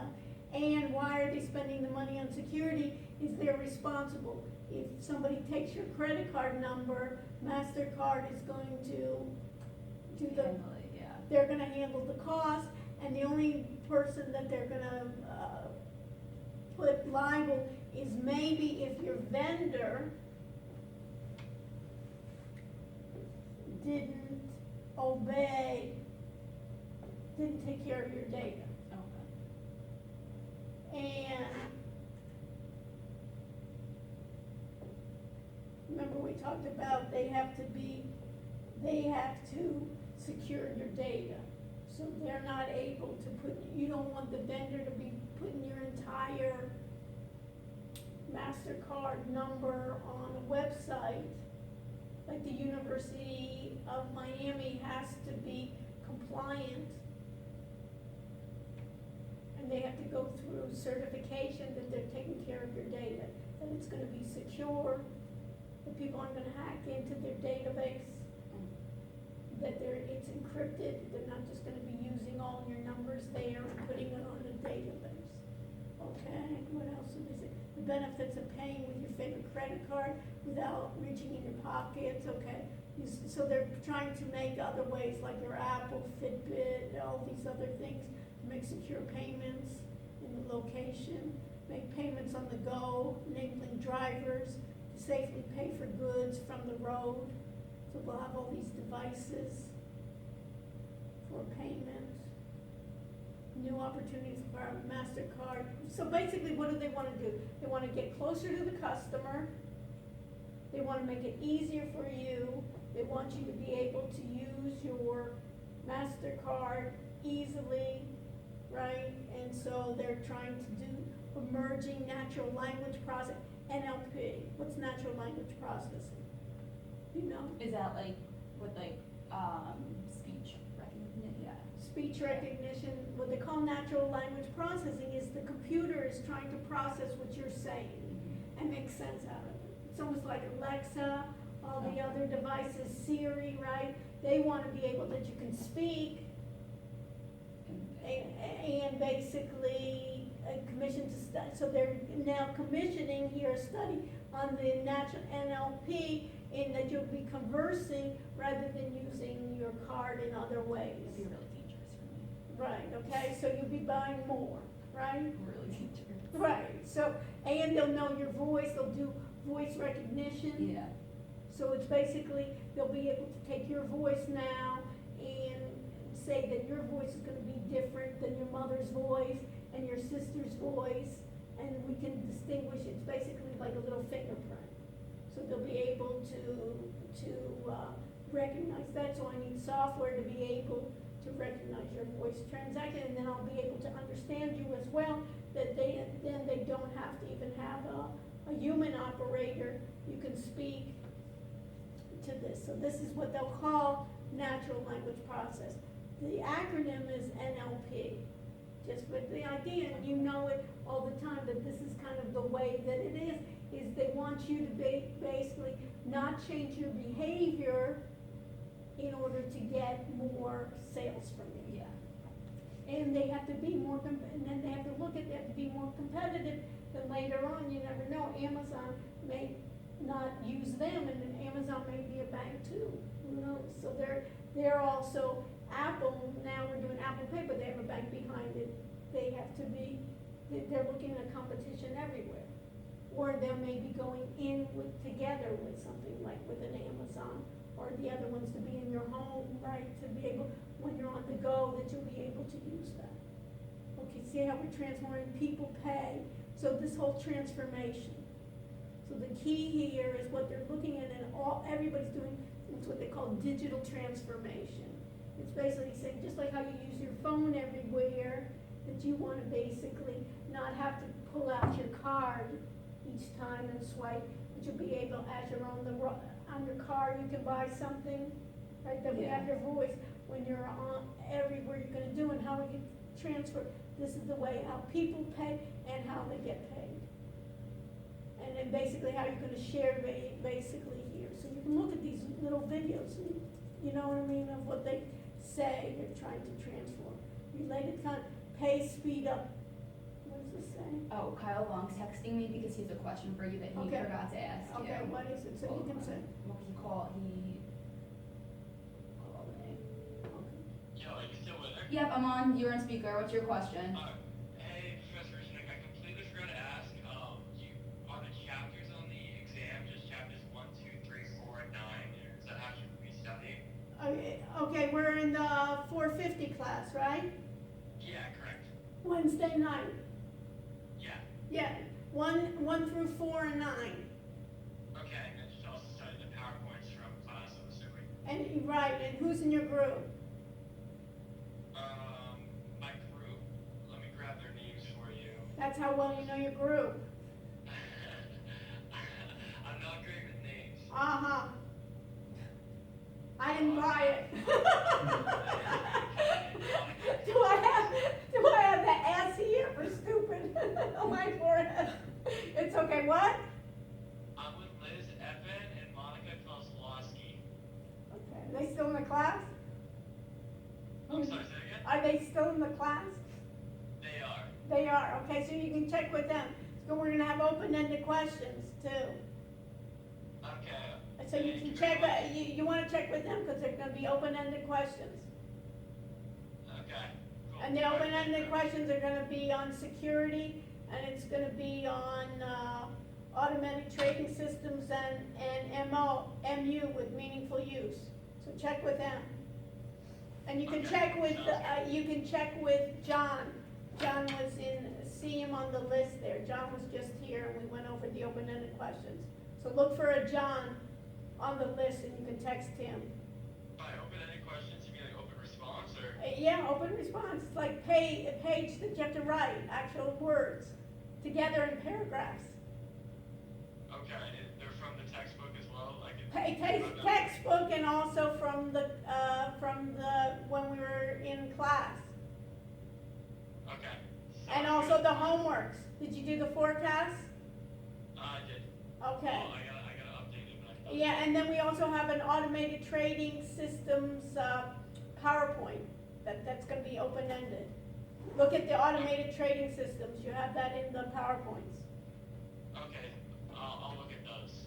Yeah, and get with your group and get with John. Look for John on the list, I don't know what group he was in. Yeah, I know John pretty well. Okay, so get with John now, text him now, and then he can go over it, so he won't forget by the time he speaks to you, he'll forget too. Alright, he's a good guy, he'll help me out. Okay, good, so get with him now, bye. Alright, thank you very much, bye-bye. Okay. So what do we got here? Pay speed up, secure, what is this? MasterCard and here drive towards a connected world. What is this? This partnership will help people make purchases from one convenience. So it's making purchase, basically it's like I always say, how can I, every company's saying this, how can I increase revenues or how can I decrease costs and how can technology help me? So MasterCard is, how can I get you to buy more? Using MasterCard, that it's easy for you. And they want to be ahead of Visa, and they want to be ahead of American Express and other payment systems. Okay? And what I saw also what they were doing, and I don't know where I found it the other time, is in their technology lab, is it looks like they're doing data analytics. Yeah, they said something about keen analytical and proven problem solving skills. So it's basically, remember how we talked about data and data mining? Yeah. So basically, and we talked about dashboards. Yeah. So they basically want to see who are my best customers. Maybe I can give them, you know how they have in a lot of those reward programs and things like that, I can give you. I also want to do data analytics. I want to be able to forecast what certain people are buying. I want to do data mining tasks. So I want to do dashboards so I can get my different divisions to be able to look at a screen that just will summarize my information rather than looking at lists and lists of Excel spreadsheets. Think about it as a dashboard. He's the marketing manager for Latin America and you're the marketing manager, let's say, for the East Coast. For New York, he's gonna have a different than you are, and then we may have another account executive, another one. I'm gonna give you a different dashboard that I'm giving you, and then you can drill down and drill up and say, hey, what were our weaknesses? Where did we do really well? Or which stores maybe are doing well? Who's using our MasterCard, right, in terms of events? What kind of promotions should we be doing? You've ever seen those like they do for American Express, MasterCard, their advertising, right? They want to use your cards. So it looks like there may be data analytics too, that you can really do it. Did you take 150? Yeah, I took it last semester. What did you learn there? I know how to use Excel pretty well. Okay, So- and did you ever do pivot tables? Yeah, we did. Okay, so it's, think about pivot tables. Okay. Is the idea is I want to break down my data and I want to focus in on what country by country or by product. Yeah, okay. So think about the ways, did you do Tableau too? Yeah, we did Tableau for a little. Okay, so it's the same kind of things of what are all those data, how to present data to executives to make better decisions, and then further down the road that probably won't be in the internship is like the data, it's basically data mining. Taking my data and find me insights that I didn't know about my data. There's other parts that they use in which they do the training for fraud. I don't know if they're gonna have you do it, but that you at least know that one of their ideas here is they have to process millions and millions of transactions quickly, with integrity, and it has to be secure. And what happens is not only secure that somebody can get your credit card information, but that I can get your credit card information and I go on a buying spree, right? You're not gonna be responsible, but somebody else. And notice now, I saw even, I don't know who it was, even a commercial where they say, you forgot your card at a bar, and you say, oh, I looked at my wallet, I forgot that card, and then immediately you can do on your phone, you can lock it. Why are they doing it? Because it saves them money. Instead Before of just someone, canceling it. right? No, but you Or can't. before, yeah, someone else takes it. It takes it and basically goes on a shopping spree themselves. Yeah. It doesn't take long, right? They don't even have to go physically anywhere. Yeah. Go on the internet with your card, right? And I have and I have the security number there, and I start buying. Right? So, or they sell it or whatever. So, those kind of activities, but it's around data. So you have to speak intelligently about why data is going to be important, why transformation is going to be the digital transformation, and finding different ways, and that you're open to learn new skills. And when is the interview? It's next Monday.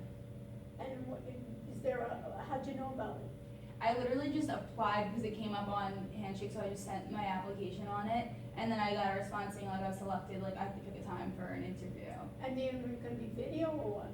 I think they actually have people on campus recruiting for it, so it's gonna be Monday morning at 9:30. Oh, you know what you should do then? Go to where, on the Career Center? Where? Yeah, Topple. So go to Topple tomorrow and find what the blurb is about. They probably gave them something. Okay. And then take a picture of it or something. And then on Wednesday, come after the test, come show, or just email me what the blurb is, and then we can kind of, because maybe for Topple, they're telling them what they're looking for Okay. in terms of internship, and find out from them. Okay, that's a good idea. And then you can even, and if they're there, you can say, oh, that'd be interesting, we're learning about that in class. You can even tell one of those recruiters, if they know, they can be a guest speaker to our class, and if they can't come directly, say we're broadcasting, they can come in via the internet to give us a talk about the ways in which MasterCard is using technology. So we can flip it on them, invite them Okay. to come to class.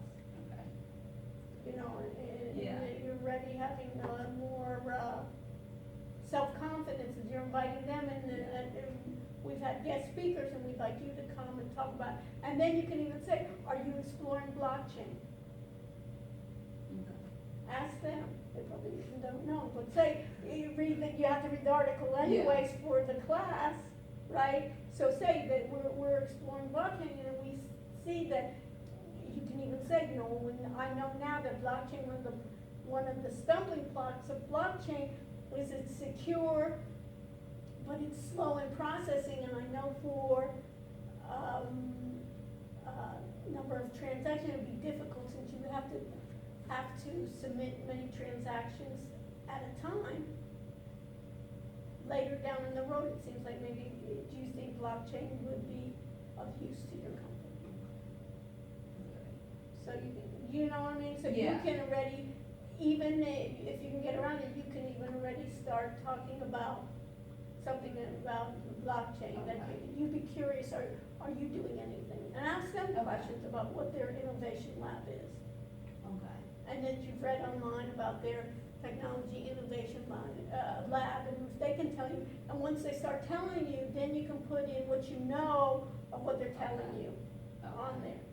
And that you're eager to learn. That's the main thing, is you don't have all the ideas, but you've been involved. So talk about the ideas of also you're starting to look at forecasting, and that you'll be doing also, and later on you'll be doing some data mining exercises as well. Okay, so this seems making fingerprint and self-payment technology reality. So see here how already they're gonna do face recognition, fingerprinting, that you know that it's the idea of identity management. What do they say here? MasterCard, what does it say? More committed partnership help from experiences related. So they want to speedy, done speedy, people don't want to wait, they want to make it secure. What's this one?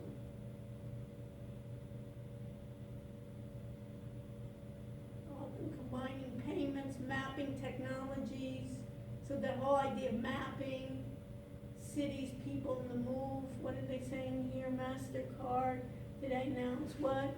Agreement, jointly create more connected experience. This partnership, as people look at the advantage of new technologies make. Under the agreement, two companies will build on the digital payments, okay? Mapping to take the friction out of increasing the mobile world and shape the next generation. The program idea will build on global standards. You know, remember we talked about global standards. API, that's a program interface. So what an API is if you have a software program and you want another software program to talk to it, you have like an interface to be able to connect together. So to enable a superior user journey to scale from personalized discovery, secure, you see how it has to be secure, and they want to do loyalty rewards. So that's their key, they want to keep you as a MasterCard customer. Just like anything else, I want to give you, basically, are you a Prime member in Amazon? Yeah. So do you see on Prime member in Amazon, you find Whole Foods, they'll give you a certain percentage back. They want to keep you as a loyalty customer. Airlines, want to keep you by points. MasterCard will be the same way, loyalty, you use MasterCard rather than Visa or American Express. And then today's announcement complements pioneering what has done over the past, partnering with car manufacturers. So you can see here, within your car, you're going to be buying. And now, especially when you're going to have the, driverless car, right? You won't be driving your car. So it's really easy to shop. You'll be shopping, right? Oh my God. You're shopping more, right? And then travel companies, mass transit, mobility, and they'll be enabling better, more connected experiences. And better, as physical infrastructure is often reaching its limit, digital can help anticipate, recommend certain scenarios, such as choosing the right mode of transport. So they're trying to get in with the mode of transportation. It'll be all, there'll be even Uber cars, and the Uber car won't even have a driver. So even when you take an Uber, you know what I mean? You won't be talking to the Uber driver anytime, so then you're going to have more time to shop. Master the more users moving, right, place devices, enterprise need to work more closely to curate experiences. Basically, they're going to get your data. Just look here, ensuring our expertise. MasterCard, technology of opportunity, power mobile lifestyles. Again, security. See how many times I use secure? So you can add that too. I know you have to be secure, and make it easier for the customer. And Executive Vice President said location technology, so they'll be able then, of course, in locations to tell you where you're passing by, Starbucks you're passing by, whatever, you're gonna get we'll give you a discount. So enable people, businesses, and cities to deliver information the right time and location. We look forward to working with MasterCard, wide-ranging innovation program will shape the personal and personalize. Everything is a personalization. That we're going to deal with you. we know already what your shopping habits are. How do I know that? I data mine, right? I know you shop with MasterCard, you shop for clothes, and you shop for whatever, right? And he's shopping for electronics and sporting, right? So I'm gonna send you coupons, right, for discounts for those types of things that you do. Or it's like that Amazon that starts recommending people that like this will like this outfit too. So I work together with all those other retailers. That's my guess. And the other thing is with that data analytics, right? That it's all going to personalize with you and personalize your experience, and basically it's all under the guise of you shopping more because they get a percentage. If you do one transaction, they'll get one. MasterCard keeps in the business, and they're afraid that and then they're afraid of that blockchain once it gets in, because they don't want to be out of the loop either, because it's basically that peer-to-peer. So I'm sure they have a division in MasterCard exploring it, but it's not fast enough for the number of transactions they need. But if they can get it, they won't lose out. Nobody wants to lose out. Everybody wants to sell more. So what my suggestion is find other things, and if things on Wednesday, if something that you find that you don't understand, I'll be happy to explain it to you, and then go to the career center and find what have you found, and ask them, do they have anything about their internship? Okay, all right. And then take it, and then we can kind of try to figure out, and then find out. Yeah, because they didn't give a lot of what they were looking for. But at least, is the technology lab there, but did they say New York City, or They said, the one that I applied for was in New York, so. and what does it say? Of course, when I went back on there to find it, I guess because the application's closed, I can't pull it back up, but I found the same exact thing for the one in Miami. And what does it say? So, it just says like proficiency in Microsoft Word, Excel, and PowerPoint. Okay. Proven team player with excellent interpersonal skills. Strong strategic and conceptual aptitude. And it says program components, hands-on learning through an assigned project with one of MasterCard's business units. Specific accountabilities will vary for each project, but may include development, data gathering, research and analysis, input into strategy and project management. So it might get data.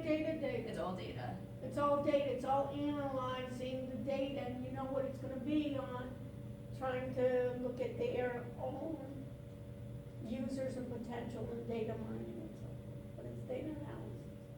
And if it's an intern, they're not gonna expecting you, you'll be working, basically, doing, data analysis probably, that the people that have been working there wanna put onto the interns, you know? Once you're there for 5 years, you don't wanna start doing the grunt work.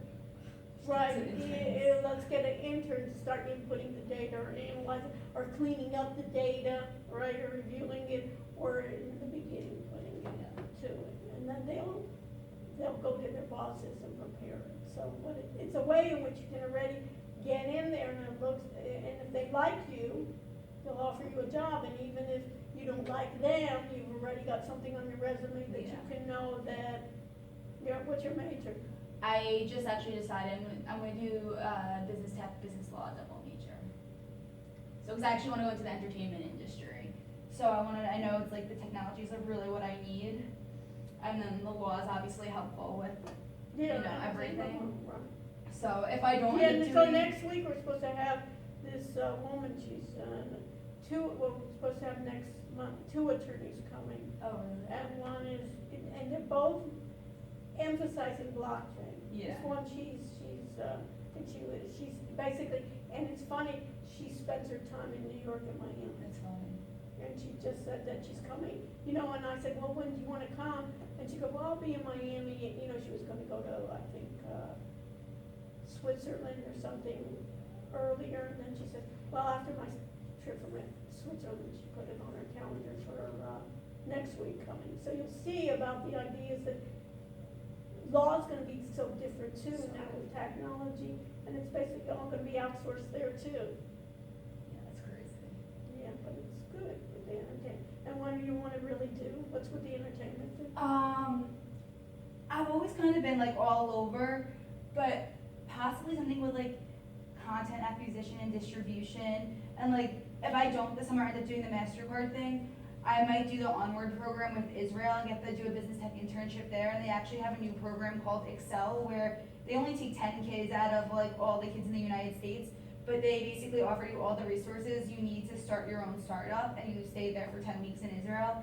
And so I have, in Tel Aviv or yeah, in Tel Aviv. So I have an idea of like, That'd be great. I've been coming up with like the idea of like a network, like a So platform. you applied or no? I have to apply. I have to make a whole video and stuff for it. It's a long process, so I'm applying for that as well.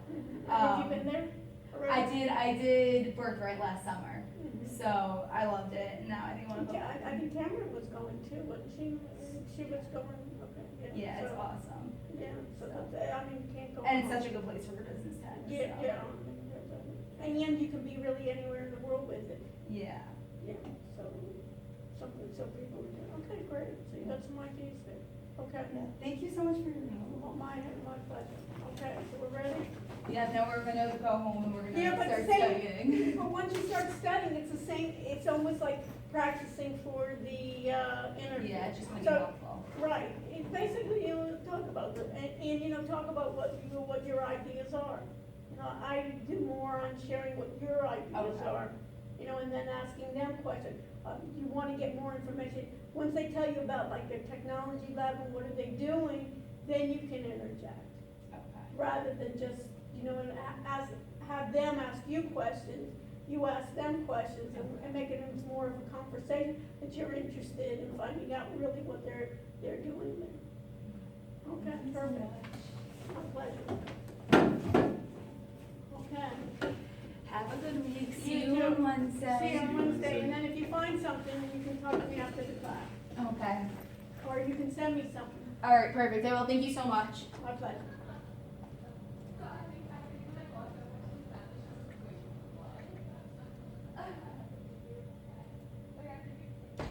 Are you there? Hi. So I'm finished. So did you hear? I can't hear you. Hold on. See? I get the feedback. Do you hear the feedback? I don't hear you. I don't hear you. Don't hear you.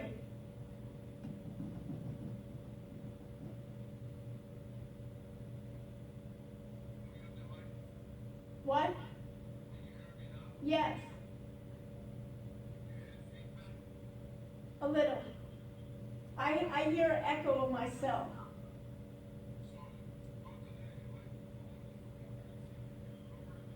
I did. Do you have feedback for me?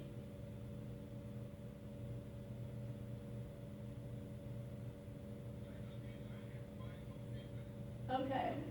I have a little echo, but now it's better. Okay. All right, I'm gonna close down.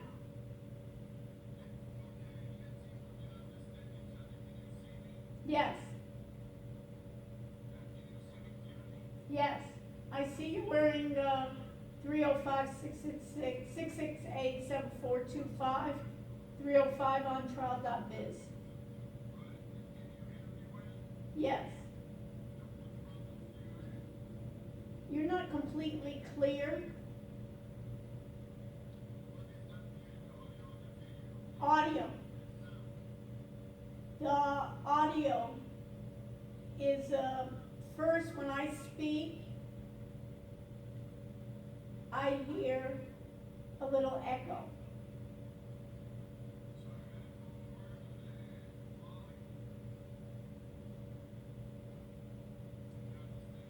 Oh, you know what it may be also? I'm wearing a mic. So let me pull down the mic a little bit. Okay.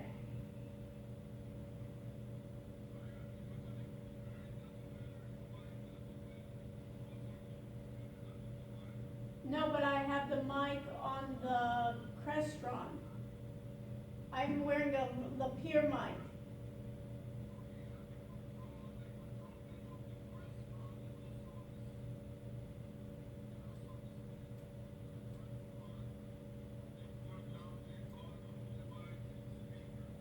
did. A little bit better.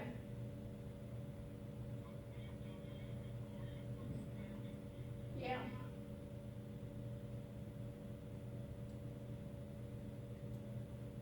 Okay.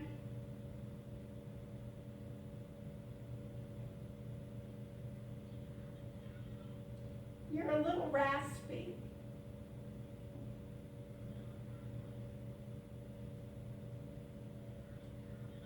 Yes. When I speak, I hear a bit of echo. Okay.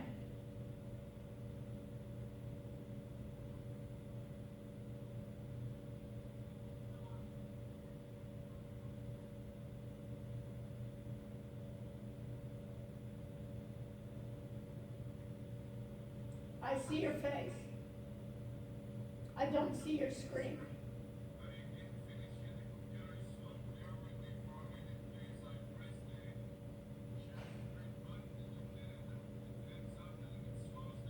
Okay. No, everybody left.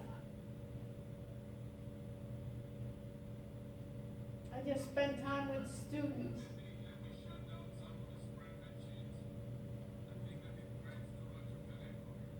Okay.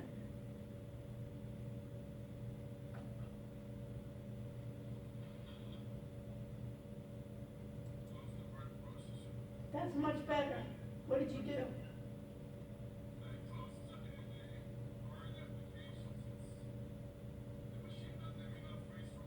Okay.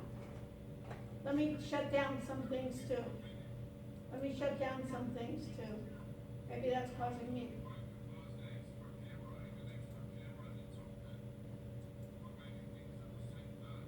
Okay.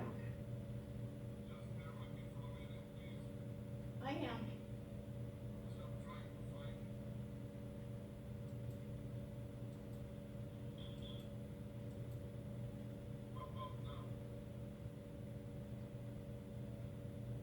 It's better. But my end, I hear echo.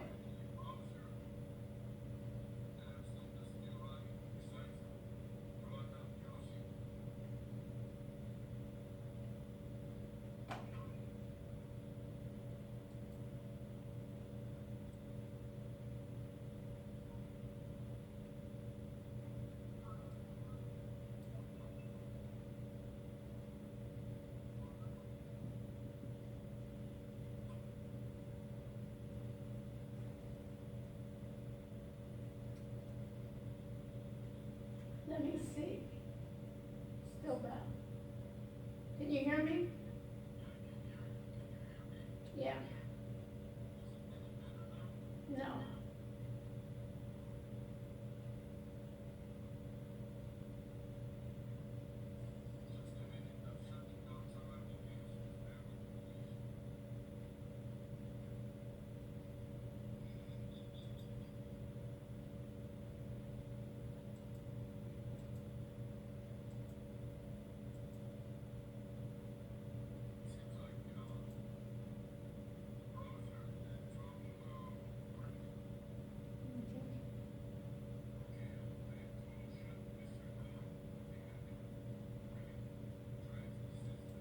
Okay.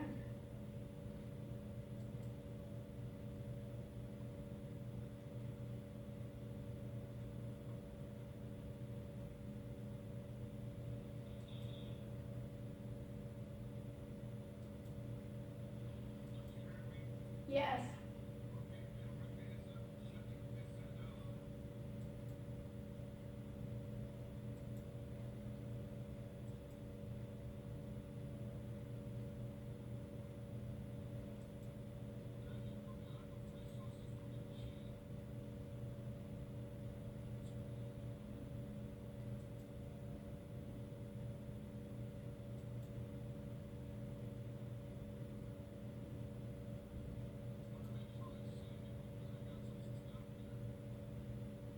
So did you hear me in the lecture?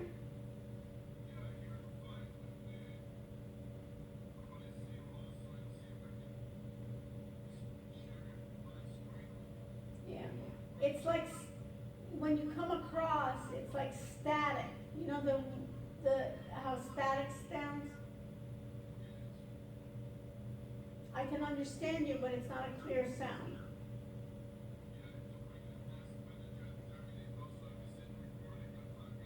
Okay. Sure.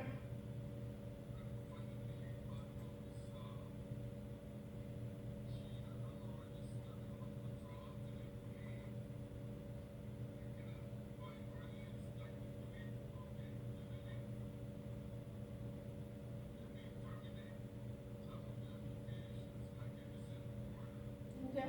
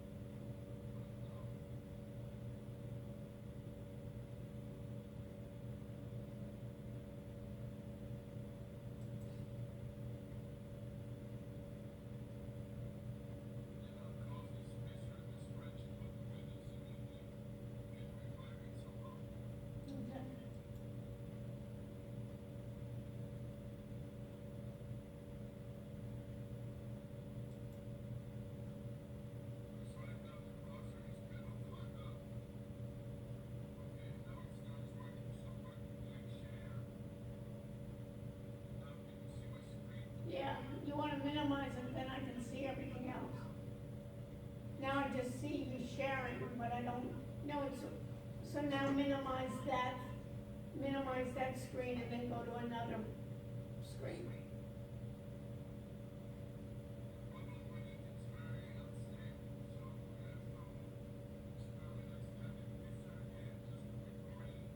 Yeah.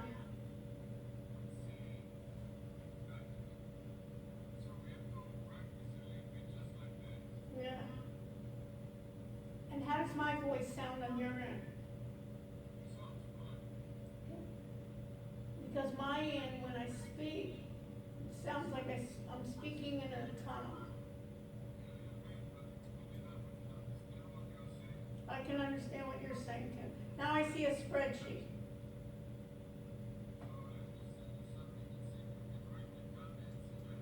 Okay. Okay.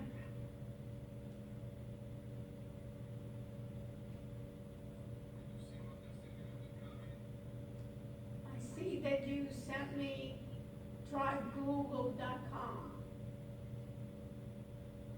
and join Hangouts on Air Lanyard Goofy Helmet. You mean in the chat, in the group chat?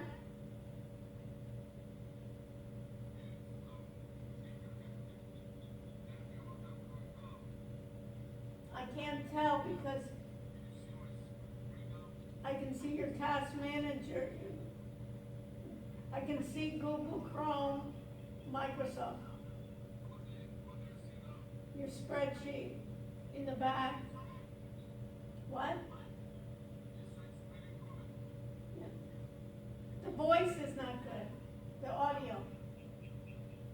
You hear how it goes da da da? Yeah. But I can understand you.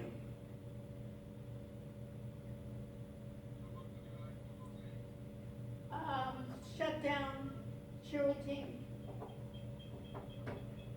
You hear that? You hear that?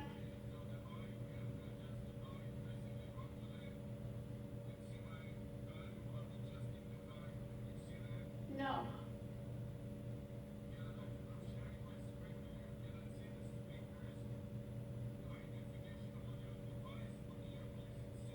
I don't see it.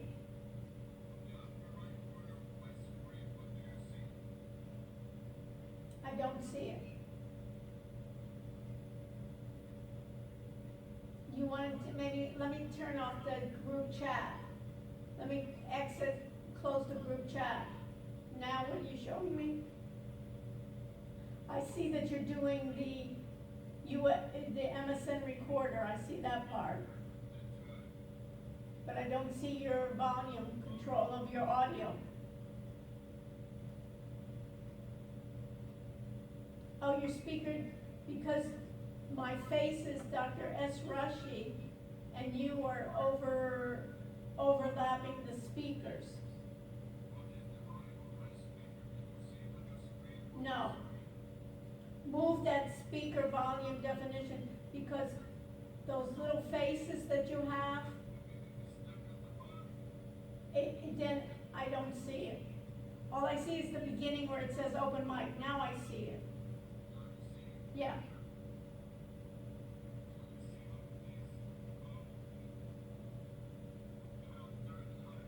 Yeah. A third. Okay.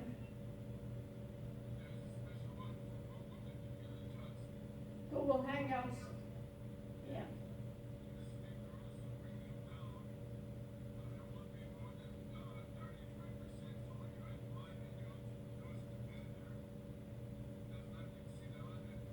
Yeah. My speakers now are 46%. Let me open up my volume speaker mixer. Okay.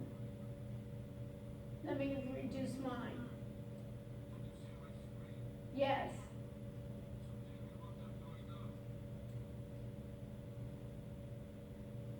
You opened up PSR. And then you have recorded steps.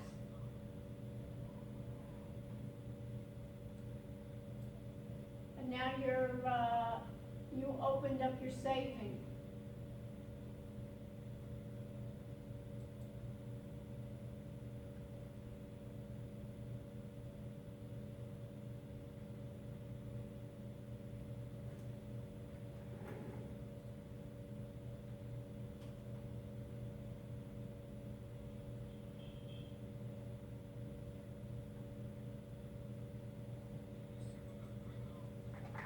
Yes, you copied the file name.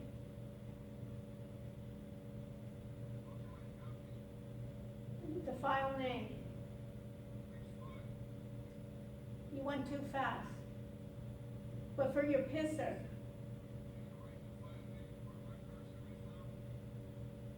I can see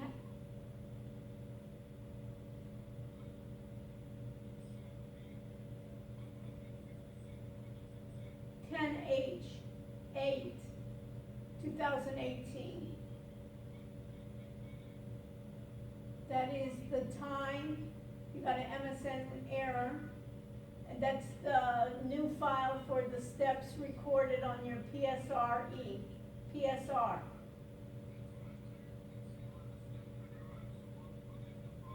Just the audio. The audio. Yes.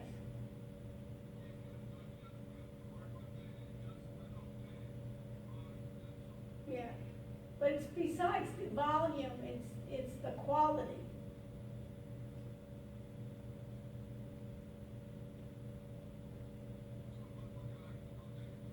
I want to stop the broadcast.